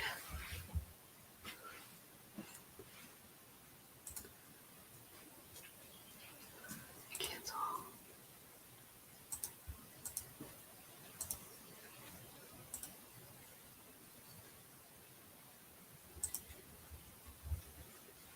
Ha! Oh, split screen.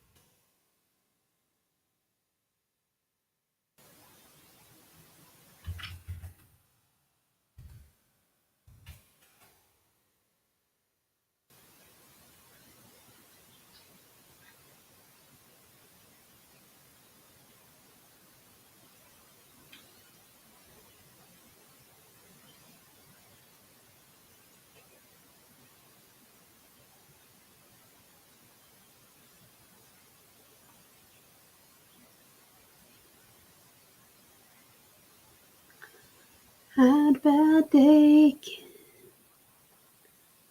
Said I would not understand. Left a note and said I'm sorry. I had a bad day again.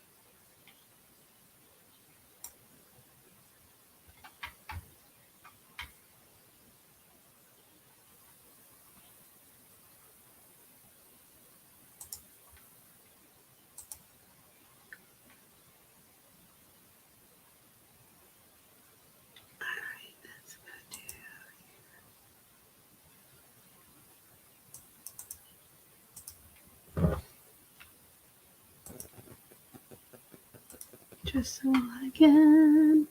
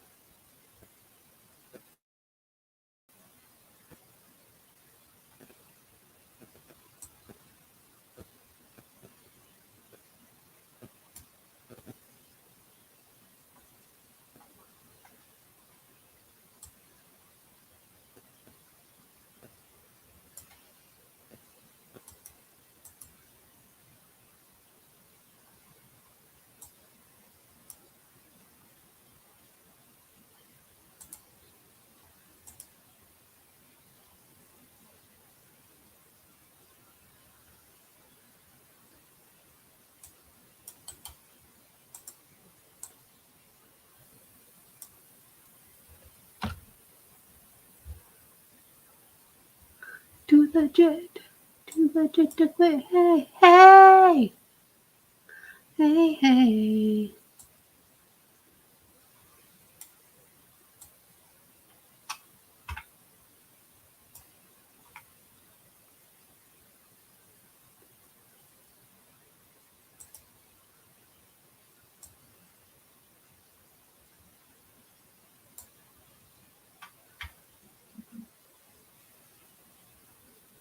And how do you do this?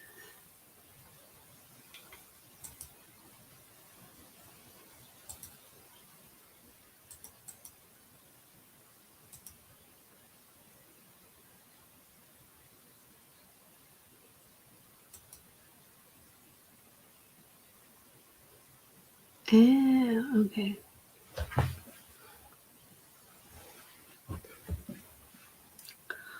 Um,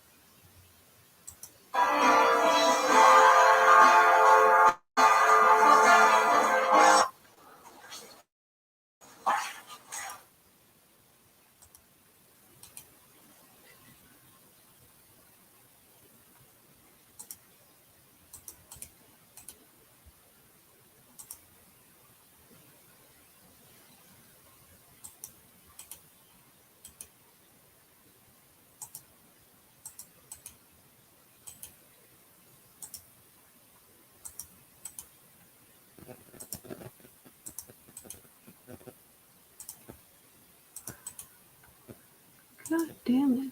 There's not that much shit.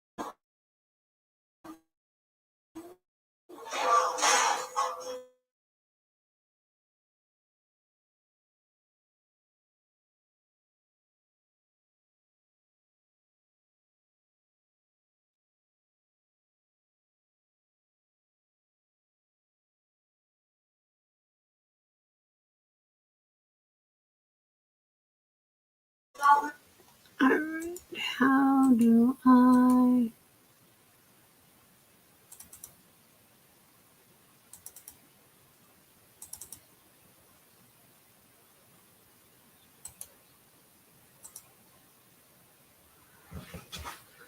How do you mute these?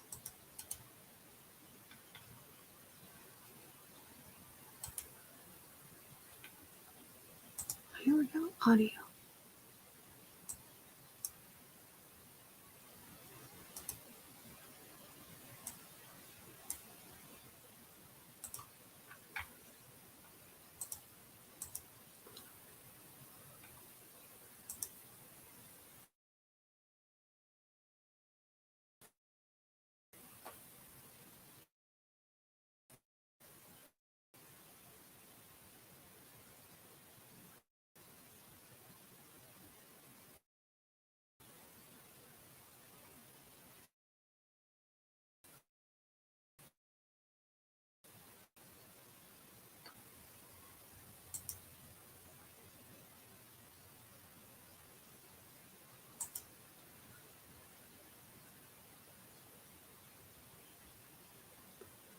Are you there?